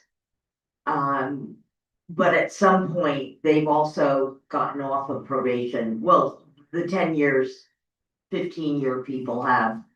And so this isn't always in the hands of probation or parole. But what happens, and I just want to say that this is all a late letter is often used if somebody in community supervision is building a case against somebody. I've earmarked you, you're going back. And then the charges are stacked. And before you know it, they're in prison over a number of ridiculous charges. We also have a very highly impoverished group. So we don't have the resources to fight this the way it should be in the vast majority. In terms of the database, how would we do that? So I don't know, because in judicial, in the case lookup, it would have a 10-year record and we're giving somebody a free pass. I imagine, I don't know how to do that. I'm going to be honest. And I'm giving my colleague, who will be up here very shortly, a chance to figure that out and address it. And if not, we will figure that out. But I mean, you yourself were a victim of what? Your mortgage payments came in late a few times, and you said last year, and you gave it plenty of time, and you know, so do you want to be looked at like the glass half empty or the glass half full? I mean, I'd like to give people a chance. This is called the second chance state, right? And we heard at the hearing on Wednesday that oftentimes people don't get a first chance. So, I guess more to be discussed. No, and I agree with you that putting sole reliance on US Postal Service right now is probably not a road we want to go down. But somewhere in the court system, I think somebody needs to keep track. So if you do have somebody who is habitually saying, well, I didn't get the letter, I didn't get the letter, that at some point we can actually enforce something against them because they probably need to have something enforced against them. I'm gonna say that the willful intention to be non-compliant is probably a very low minority of people. And it is kept in Middletown. So when I go to court with somebody, I call up and I find out, I wanna know that person's history. And they can tell me going back 20 years or more, the notes on the person. And then I'll say, well, how many days was it late? 1 day. Huh. So I do feel the answer probably would be tied into Middletown. All right, thank you. Thank you. Further questions, comments, Representative Flanagan? Yeah, just briefly, listening to that exchange, I would suggest that this may avail Representative Quinn's concern if in line 36, it wasn't a dismissal, it was an knowledge. So we're mandating a dismissal, which would mean that the next day, technically, any records regarding that would be expunged from the system, technically, although physically, I know that doesn't happen. Nolly would at least leave the matter somewhat open for 13 months, which would require another 2 registrations, so it's a 6-month registration, right? So then you're gonna be able to hit that individual. So I think that would avail the concern if we just in line 36 replace dismiss with Nolly. And that's a thank you, Mr. Chairman. And, just if I can comment on that, there is a gentleman in the room today who, did not get his letter and he was given a nollie. And then, he didn't get another letter a year, 13 months later, and because of the nollie, he was arrested again and he fought it and he won. So that's the purpose of the affirmative defense, that if somebody is wrongfully arrested, they have a chance to make it right. But let's keep those numbers down and not upend people's lives, because it's not only their life, but it's families, it's young children.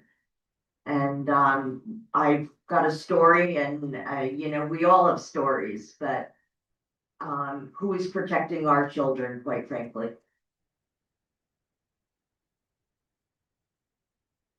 Thank you. Further questions or comments? Representative Callahan outline. Thank you, Mr. Chair. Cindy, just a quick question. When your experience, and you and I have talked many times in the hallway, how quickly, when someone there's a letter returned, how quickly, from your experience, are people do they get notified that a warrant is out? I'm sorry, so the question is, when the first letter goes out? And it's returned, the first person perhaps doesn't know the letter was out. What, in your experience, how quickly is there a warrant issued? Oh, gosh, that it could be same year, which is very rare. And we've discovered people who have been arrested up to 4 or 5 years after the late letter. I guess it depends on, like, we had one guy arrested around Christmas. If the law enforcement, the local law enforcement offices have time, maybe they look at their backlog.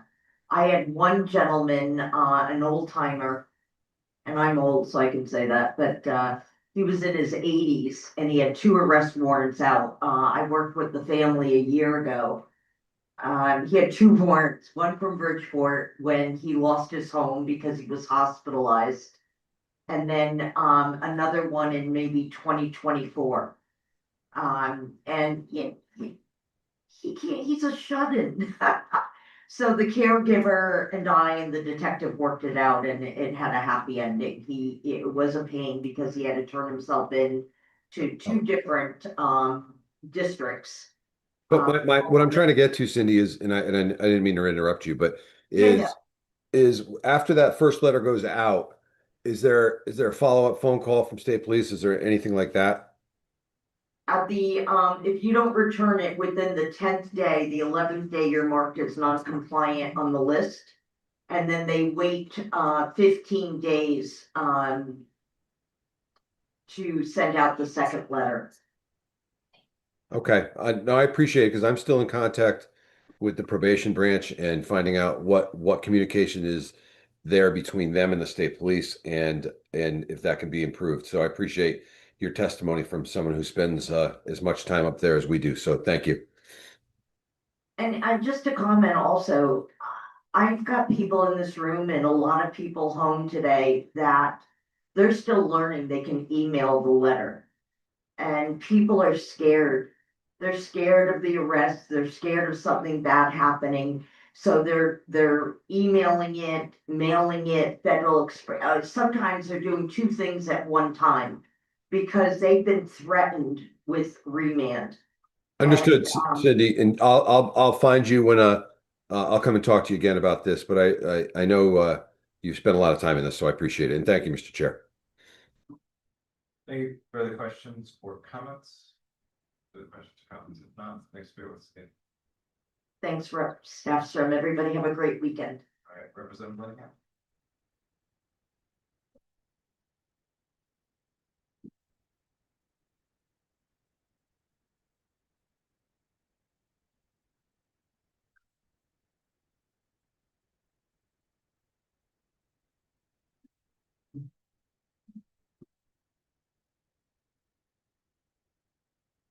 Chairman Staffstrom, Representative Fishbein, distinguished members of the committee, both present and online. For the record, my name is Liz Linehan, representative of the 103rd District, which is Cheshire, Hampton, and Wallingford.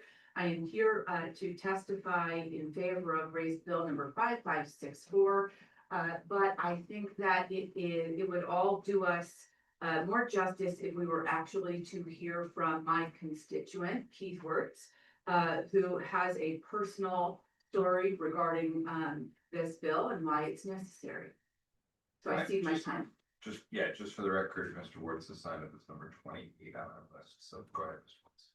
Thank you. Good morning, Co-Chair Staffstrom, Co-Chair Winfield, Vice Chairs, Ranking Member Fishbein, and other members of the Judiciary Committee. For the record, my name is Keith Wirtz, and I am from Cheshire, Connecticut.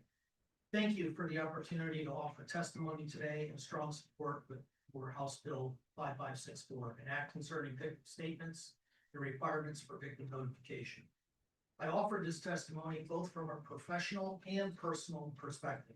I bring nearly 40 years of experience in the criminal justice system, including law enforcement and criminal investigations, along with a long-standing commitment to advocating for victims. I am also the father of a crime victim.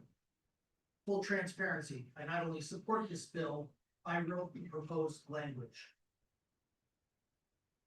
A fair and credible justice system must serve both defendants and victims, balancing due process with dignity, voice, and inclusion. This bill does not shift that balance at all. It strengthens it. In many courts across Connecticut, what this bill proposes is already happening. Victims are being notified, heard, their input considered. The problem here is consistency. Right now, whether a victim is informed or included can depend on where they live, who's handling the case, or whether best practices are actually followed.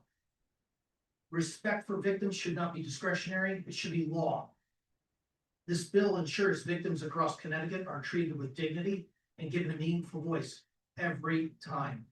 Cases are sometimes dismissed or not based on incomplete information.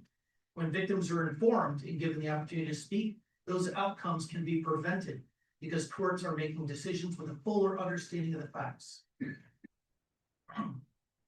Providing a structured opportunity to be heard does not disrupt the system, it improves it. This is not theoretical. On a scheduled court date for the offender who raped my daughter, we discovered that the case had been moved weeks earlier in Nolly without ever notifying us beforehand. The prosecutor had never met with my daughter, never heard her account, and never provided notice that the case had been rescheduled or nullied. We were deprived of an opportunity to be present, to be heard, and to provide information that may have impacted the outcome. This was not an oversight.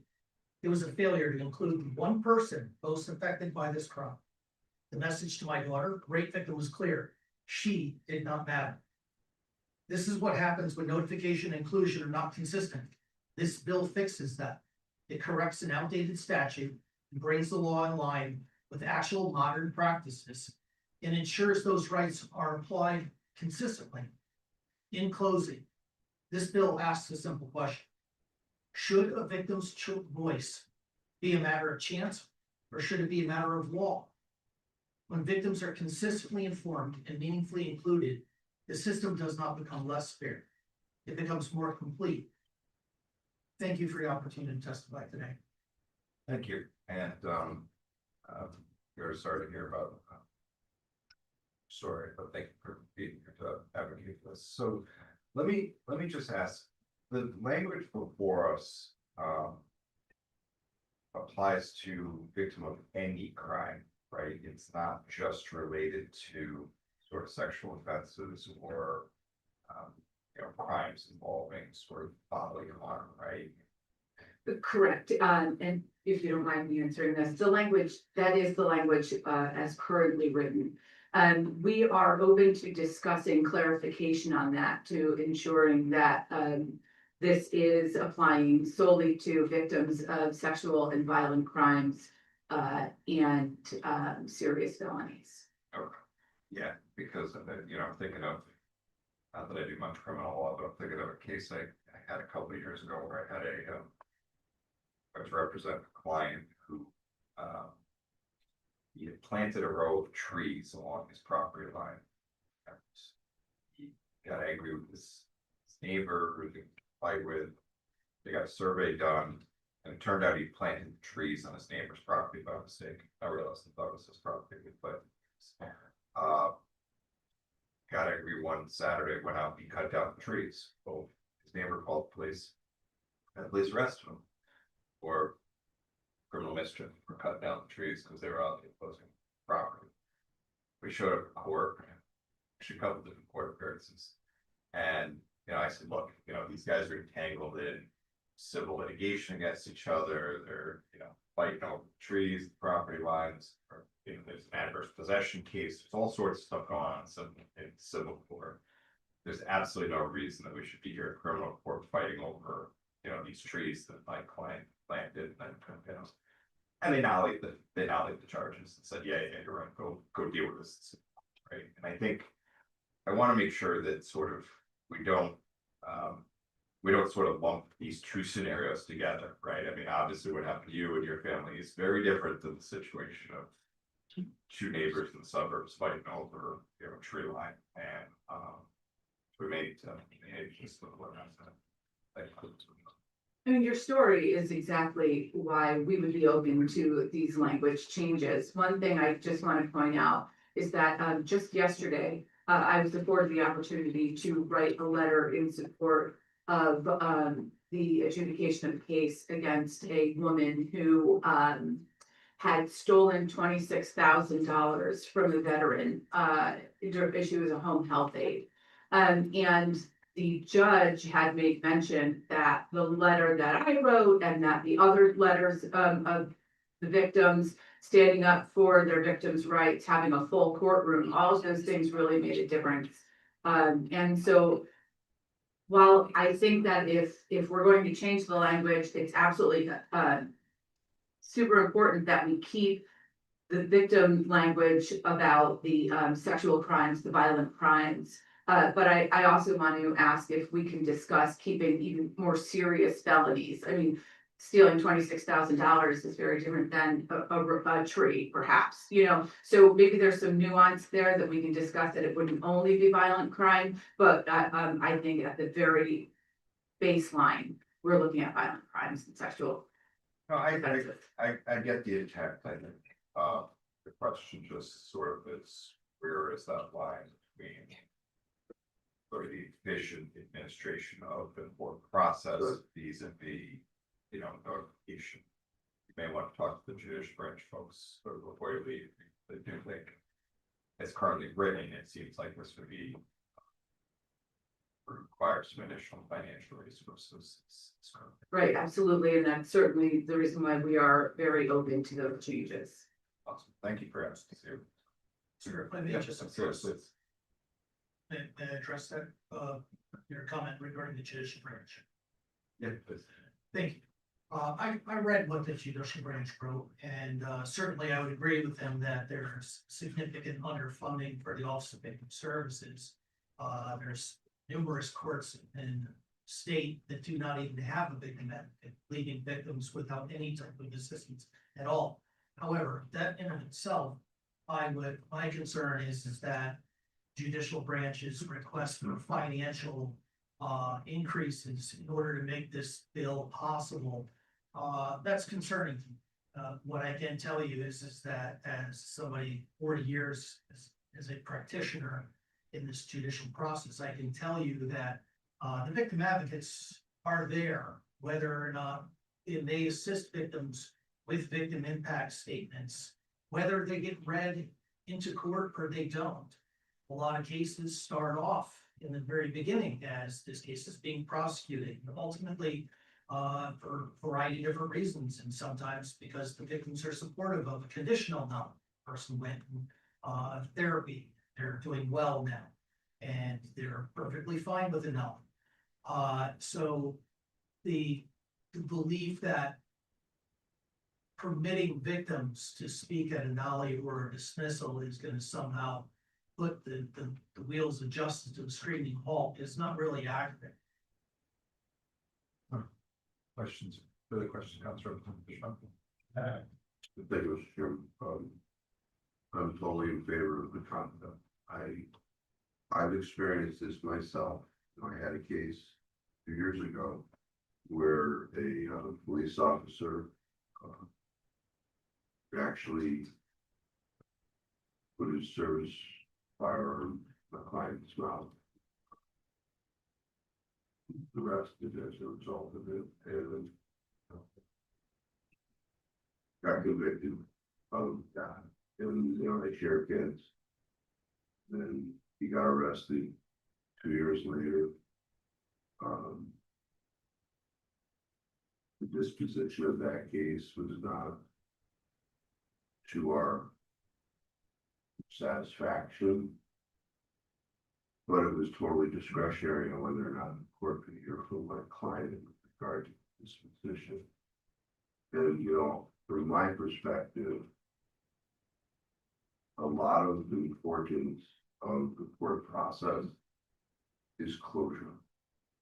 Closure not only for the individual who is charged, but closure for the victim also. Some people just want to be heard. Some people are okay with the disposition, but they want to know that the judge heard how it affected them. And, you would hope that the judge took that into consideration in their ultimate determination, because even if the problem, I had a case in the middle of that one. The prosecutor is recommending a dismissal, and, when the judge heard from the victim, she said, no, I'm not taking the dismissal. She ended up not being the case, and then the guy got arrested during the termination of the no. But had that input not been part of the process, the case would have been dismissed and records erased and go on with your life. People want to be heard, and that's part of our process. So I'm totally in favor. I look forward to working together on the language as we advance this. So, and thank you, Representative, for your advocacy. Thank you, Representative Fishburne. I appreciate it greatly.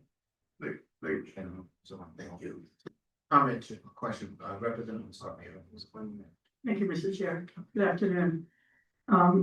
So having worked in law enforcement, you have law enforcement experience or worked in the criminal justice system, you know that defendants can have multiple charges. And in criminal cases, excuse me, oftentimes those charges are dismissed, nollied, substituted. What someone is arrested for can look very different than what they are ultimately convicted of or plead guilty because of the plea negotiation process. So I guess I'm wondering procedurally, when this says the dismissal of any charge or the nollie of any charge, is that throughout the negotiation or the disposition of the case, or is that upon final disposition? Thank you. What I can say is that in practice, victims all across the state of Connecticut are provided an opportunity with notification of plea agreements, whether it's a substitution of charge, any type of agreement to enter into a disposition. Victims have a right to speak at plea hearing, and they also have a right to speak at the sentencing as well. Throughout Connecticut, there are judges and state's attorneys who extend the invitation to victims to speak at a nollie or a dismissal, simply as Ranking Member Fishbein suggested, is sometimes people just want to be heard. That opportunity to be heard is monumental, and sometimes something that the victim says in their victim statement actually becomes beneficial to the efficiency of that process. No, I understand that. That's at the final disposition point of the case. And we've had victim rights in Connecticut for a long time. I'm not surprised, but I'm a little disappointed that they're not equally applied throughout the different courthouses throughout the state. But I'm just, over the arc of a case, a lot of things happen. Cases that aren't, someone's not arrested and they get disposed of in 2 weeks. It could take years. And so I'm just wondering, the way I'm reading this is every time the attorneys on both sides go to a hearing and make a decision to either drop a charge, substitute a charge, is that something that you're looking to have the victim notified of? And if that's the case, is it simply written notification? Or would you want input every time during the negotiations of the criminal case? That the victim can sort of have input in what the attorneys are negotiating out, right? It's not always court hearings, right? It's not always trials. In fact, very few people actually get a trial, right? Things are negotiated out and then you go to court, and that's the one and only time. And hopefully victims then could speak. And I would also hope, especially in serious cases like your daughter's case, that the detective would have been sort of the person relaying what's going on back and forth. In my experience, that happens a lot, particularly with serious violent offenses, that the detective works with the victim. But in that case, I guess I'm just wondering procedurally, it seems like a lot of work, and that could be perhaps something that the judicial branch is concerned about every time there's a decision point in that years-long process of disposing a case, that there has to be notification. And if that is the case, would written notification meet your standards? Representative, I'd like to refer you to line 7 of the raised bill, which says, prior to any proceedings involving the dismissal of the charge against any defendant or the entry of a nollie to a charge against a defendant, or prior to, and then we have existing language, the imposition of sentence upon any defendant. So that should answer your question. It's any proceeding involving the dismissal of a charge or a nollie. And then additionally, it would still be current law. However, those notifications are deemed in current law. It would stay with that practice. We are not, I believe that this language does not actually change that. Right, correct. I see that. No, I'm just wondering because the underlying portion, the new portion, right? If you and I think I'm not going to speak for judicial, but there could be many steps along the way before finally getting to that final imposition of a sentence, particularly in the more serious, complex cases. So charges, what someone is charged with changes, right? It's not going to change the fact and circumstances of what happened, but through the plea negotiation, the case disposition process, things change. So I'm just, to make it easy, as long as is it written notification? Do you want, sometimes there's not even a proceeding, there's just an agreement that one charge will be just dropped versus another charge. Like for example, I'm just gonna use an example in the cases that I used to work on. If someone's charged with a homicide and they're also charged with a gun charge, oftentimes that gun charge was dropped or the reckless endangerment charge was dropped because of the more serious homicide charge. Right, and if they get agreements and they go forward on that. So I'm just wondering, like, each time that happens, is a written notification, would that suffice for what you're thinking in your head that this would do? Or would you actually want to have a court hearing when there may not normally be one, where a victim could come in and say, I agree or I disagree? Because that would just add to the process and it would add to the court's docket. And I'm just thinking that procedurally. Yes, I totally understand your concern. No, the core issue here and the purpose of this legislative change is not to create additional hearings. It's more or less just to create consistency of what's already occurring in many courts across the state. And it basically, when there is a plea hearing or some sort of disposition hearing, victims are already being provided that. And so what I'm saying is that whether you live in Litchfield County, Hartford County, or Fairfield County, it shouldn't matter where your case as a victim is being adjudicated. So it shouldn't matter where you live.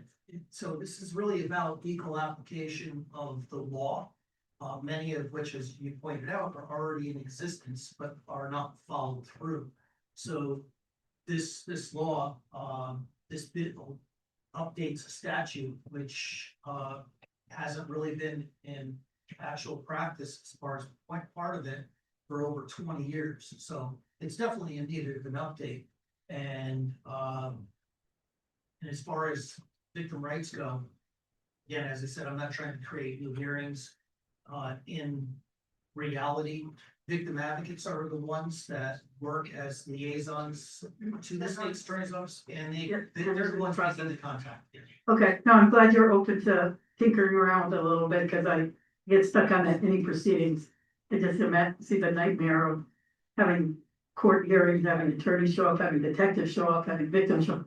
So it would just be a lot, but be happy to see what you guys work out. Thank you for that. Appreciate it. You're welcome. Thank you. Thank you, Mr. Chair. Fishbone? Yeah, and just to be, I mean, I don't do a lot of criminal, but I've been in criminal enough. I've never seen an interlocutory disposition of a charge while the case is pending. Usually, I mean, there's an offer, but the case is disposed of. So you get somebody who's arrested for murder, risk of injury, illegal possession of firearm, illegal discharge, right? 4 things. So, they might say that we're going to dismiss, the risk and the illegal possession of firearm, but and take a plea deal on the other 2. That's not happening till the end of the case. So, please, I mean, somebody can correct me if I'm wrong, but I've never seen a criminal court dispose of a charge, get arrested for domestic over the weekend, Monday morning, sometimes they nolly it. That's getting rid of the entire case. I've never seen what we're talking about here now, this, peeling back and dismissing charges while the case is going on. It's not a concern to me at all. Thank you. Thank you, Representative Quinn. Thank you, Mr. Chairman. When did the case involving your daughter occur? 2021, sir. Okay, so it's more recent. If it had been 10 or more years ago, I probably would have understood why it happened, but really in the last 10, 15 years, they've really cracked down on victim notice and getting victims involved. It's very unfortunate that it happened. I'm surprised. And to clarify, Representative Quinn, she was a minor.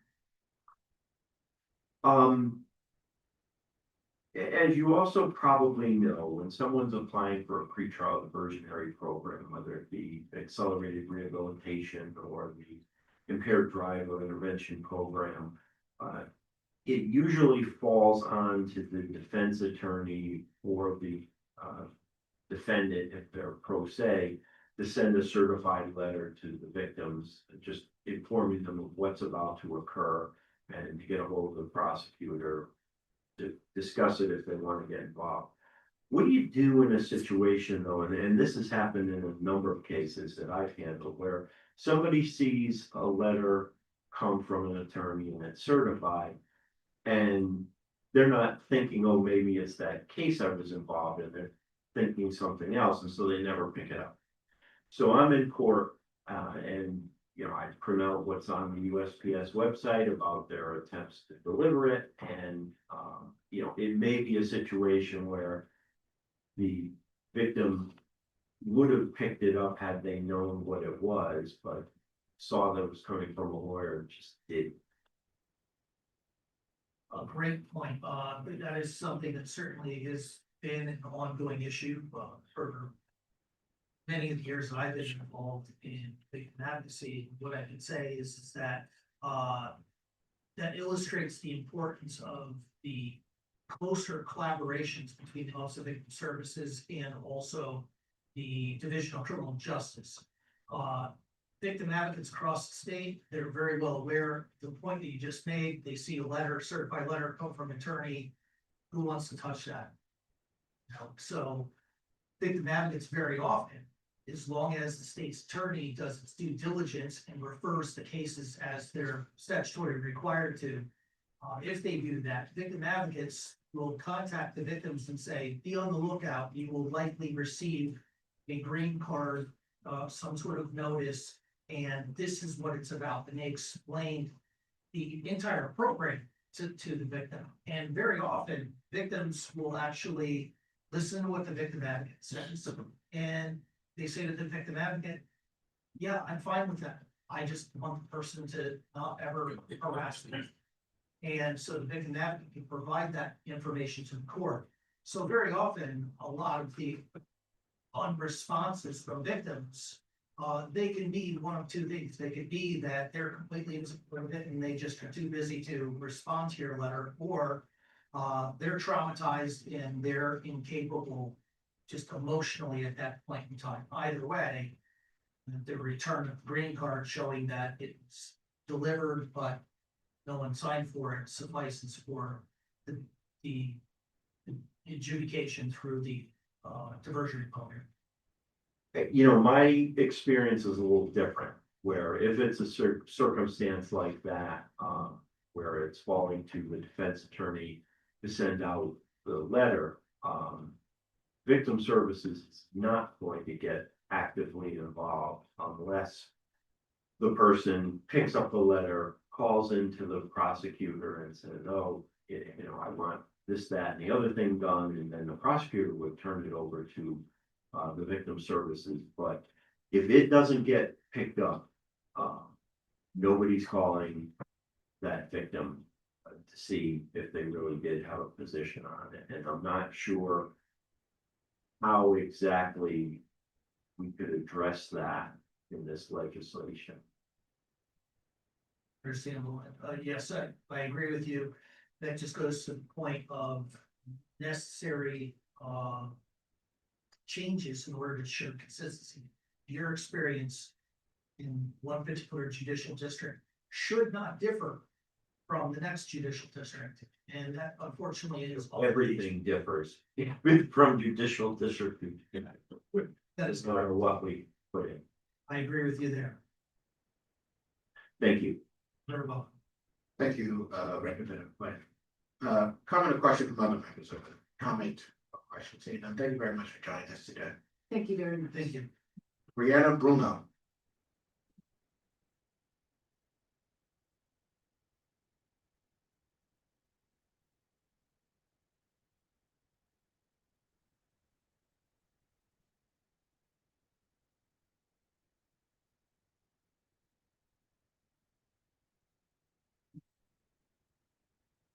Good morning.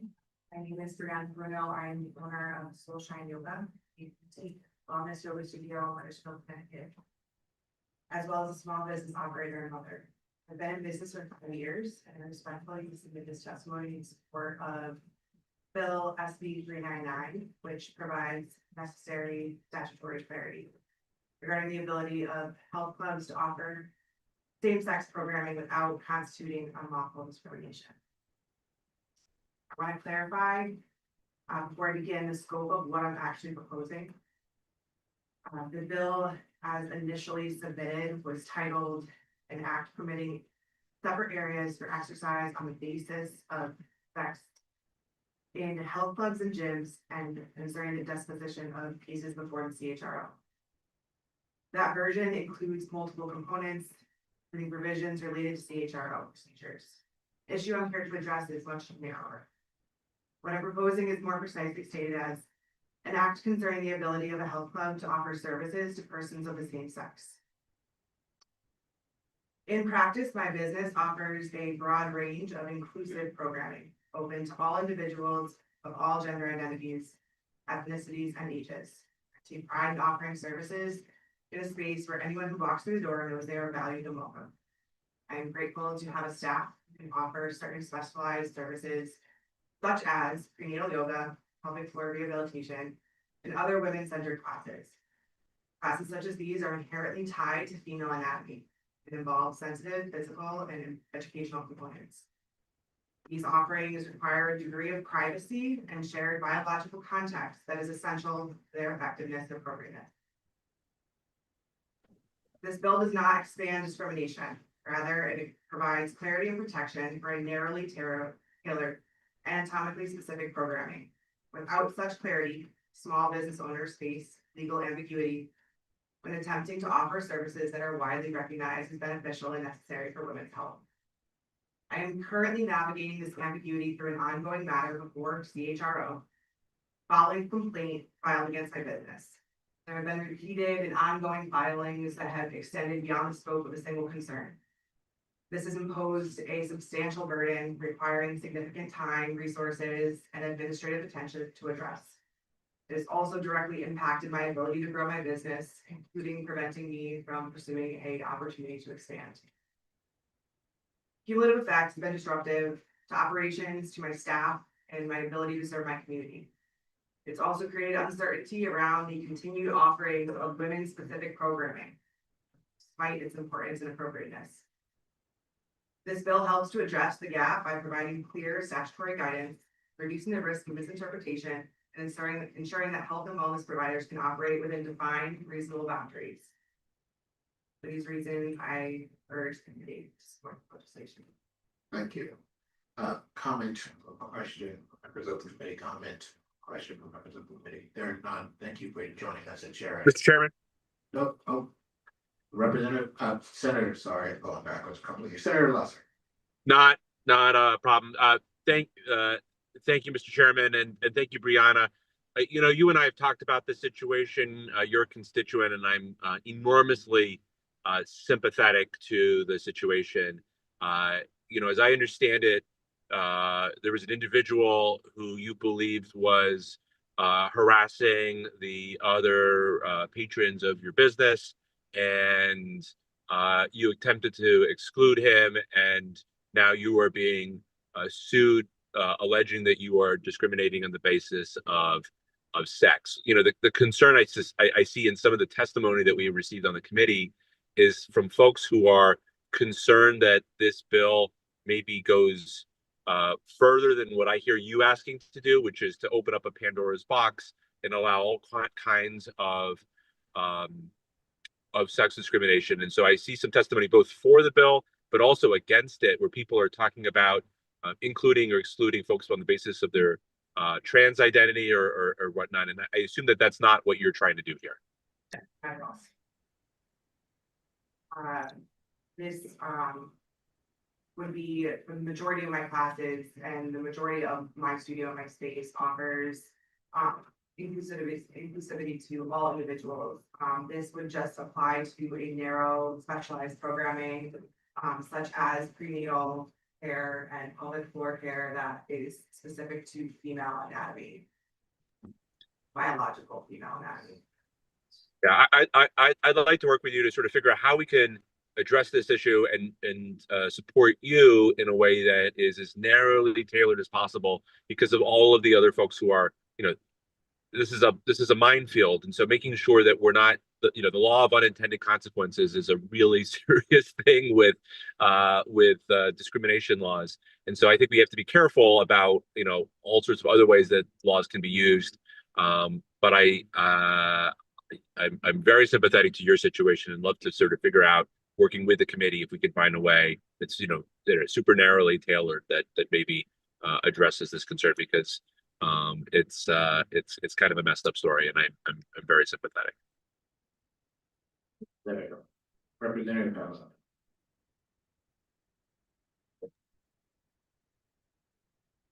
Did you call on me? It's hard to hear, sorry. Yes, I did.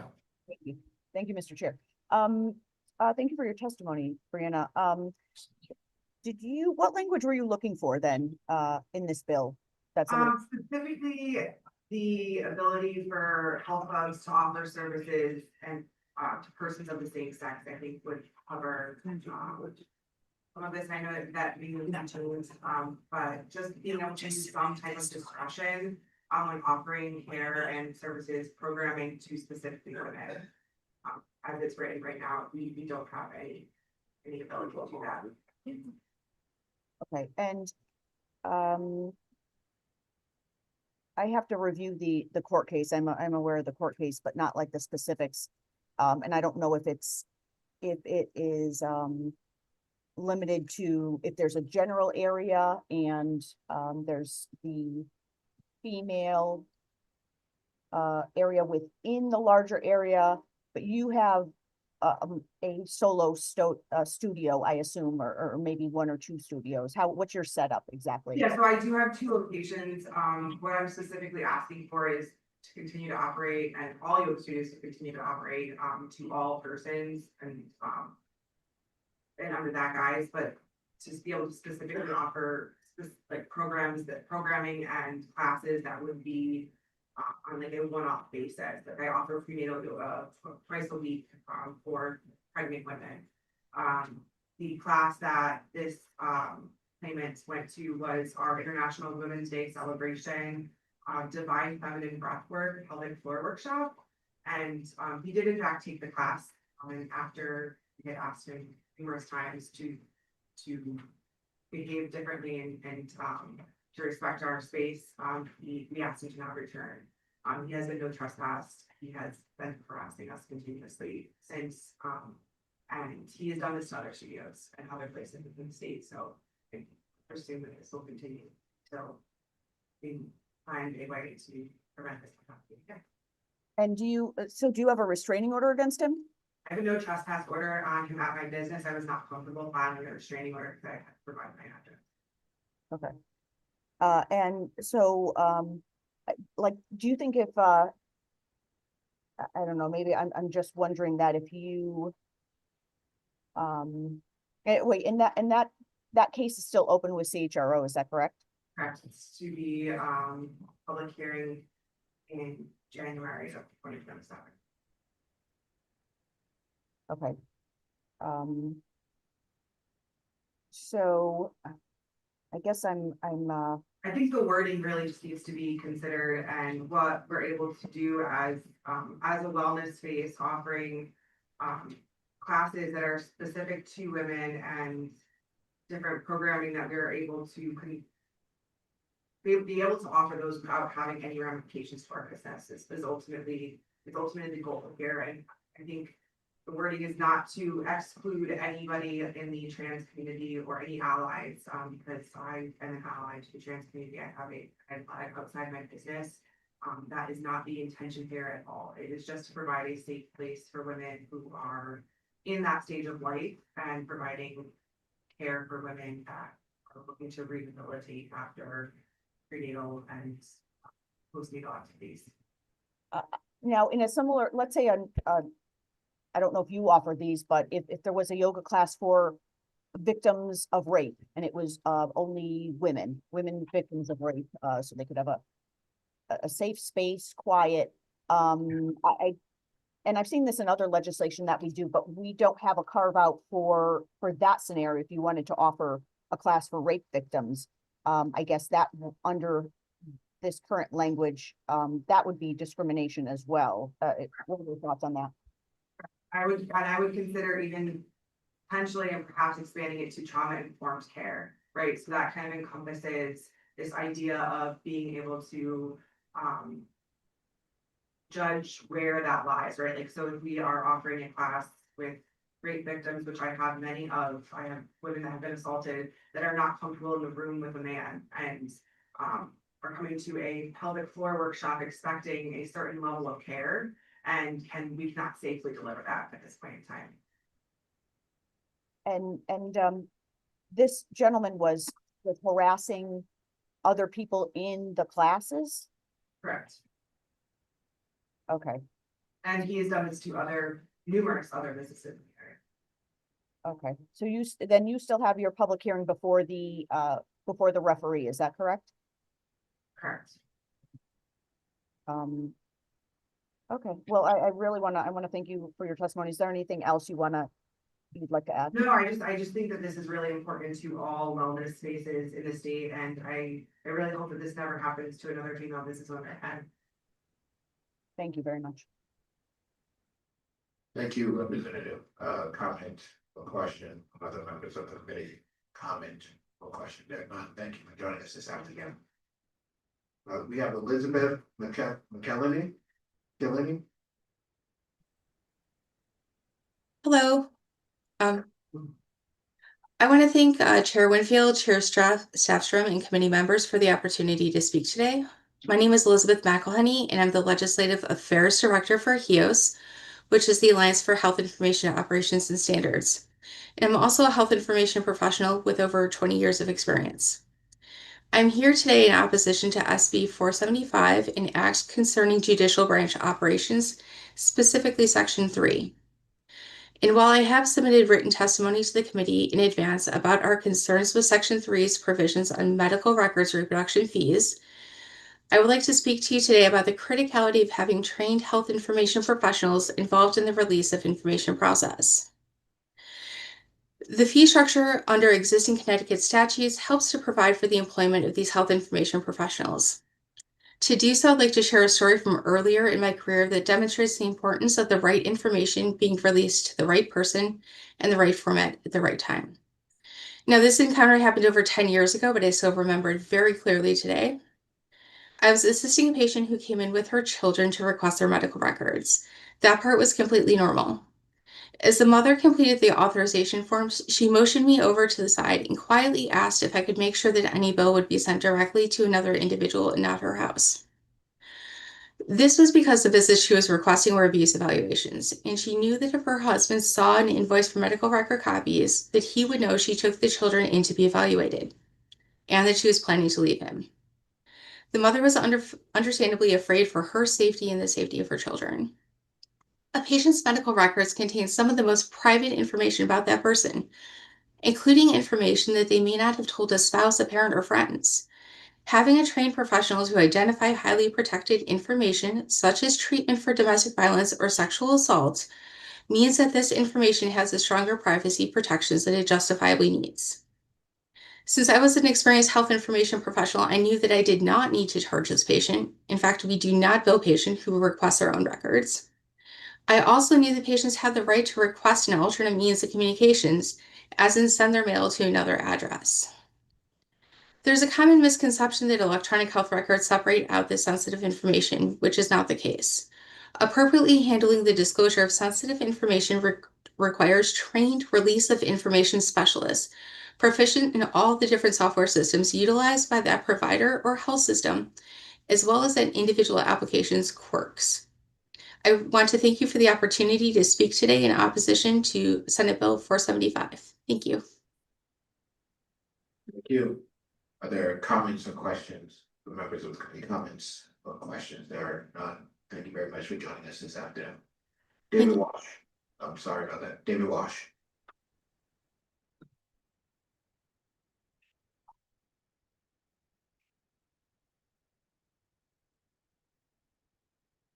Good afternoon. I'd like to thank you for the opportunity to speak today.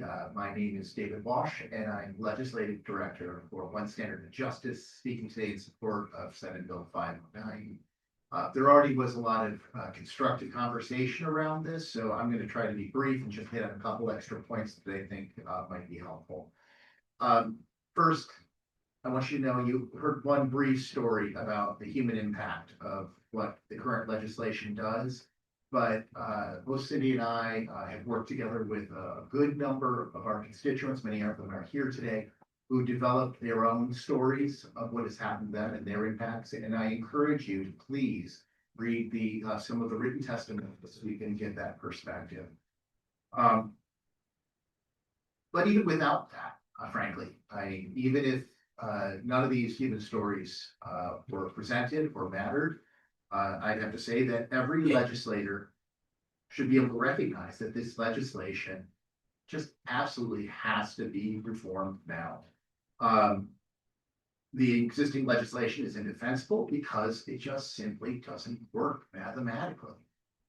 We now have a postal service that says that its deliveries of first-class mail can take up to 5 mailing days. They also provide further guidance that absentee ballots and other critical mail should be sent at least 1 week before it's due. Now, I think you'd appreciate that if you're at risk of receiving a strict liability felony that would qualify as critical, and they are only given 10 days for the round trip of that email, when it is recognized by the Postal Service of taking 14 days. So there's no way that the current law can be defended. It just needs to be changed. And so the question is how best to do that. Even when these charges are dismissed, it leads to wasted time in courts and wasted resources of families who are vulnerable. Now I just want to briefly touch on 1 or 2 of the concerns I heard. One of them is that this is something where 30 days of a window could lead to abuse by some. And I'd just like to remind the committee, we're talking with this, our bill does not change at all, that you are going to get an address verification 4 times a year for every individual on the registry. That is simply shifting the number of days one way or the other.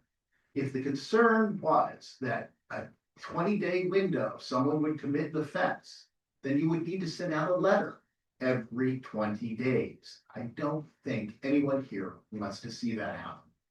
So this is just about creating a reasonable window for people to return things. The other thing is around technology. I want you to know that we are very supportive, as Cindy mentioned, of actually seeing better, more, okay, I'll just cut it off there. I'll be happy to take questions. Thank you. Comment or question from members of the committee? Comment, question from members of the committee? There are none. Thank you for joining us today. Amber Velasquez.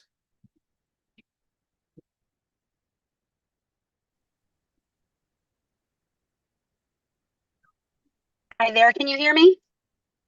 We hear you. Okay, good afternoon, members of the Judiciary Committee. My name is Amber Valengas, and I appreciate the opportunity to speak with you today. I am here in support of the bill to reform the registration system. I did share a story last year about our own family who has been affected by these issues. I am the Executive Director of Restorative Action Alliance. I don't want to retell the story, but it has to do with the inability to comply with these systems.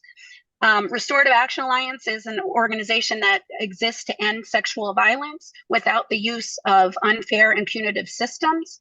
And I just want to share a couple of other stories of some of our members. We do have a member who was experiencing housing instability and had to move 4 times in the period of 5 months, and due to that was not able to comply with these systems and found themselves out of compliance and facing a felony conviction. We also have a member who had experienced time in the hospital and was unable to comply. You've heard throughout the course of the day these different things. And it is imperative that if we're looking at effective systems and compliance and true public safety, that we're not destabilizing people in reentry and we're making it feasible to comply. For this reason, we are supporting this legislation. We also would like to applaud the legislation for clarifying what a day means. Clarifying the language that this is business days, because when people actually understand what they're supposed to do, they can comply.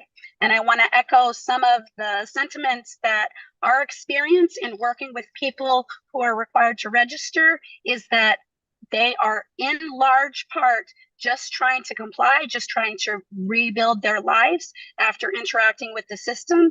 And all of our systems should be providing them with a fair opportunity to do so. With that, I'm happy to take any questions from the committee. Thanks. Amber, it's Representative Callahan here. Thank you for testifying. I know you're an advocate here. How would you make the system better as far as the registration to make it easier and perhaps less likely for one of these letters to keep coming back? How would you fix it? So I definitely agree with the different measures that are in the legislation as written. The 20-day is absolutely necessary because, as we've heard before, what will often happen is, a letter will be sent out and a holiday will occur, or it will be delayed. Or in the case of my family, we had a situation where my 13-year-old son picked up the mail and put it in the back of the car, and nobody really knew where it was. So those types of things need to be addressed, because this is how people live lives. They're experiencing work and family and all of those things.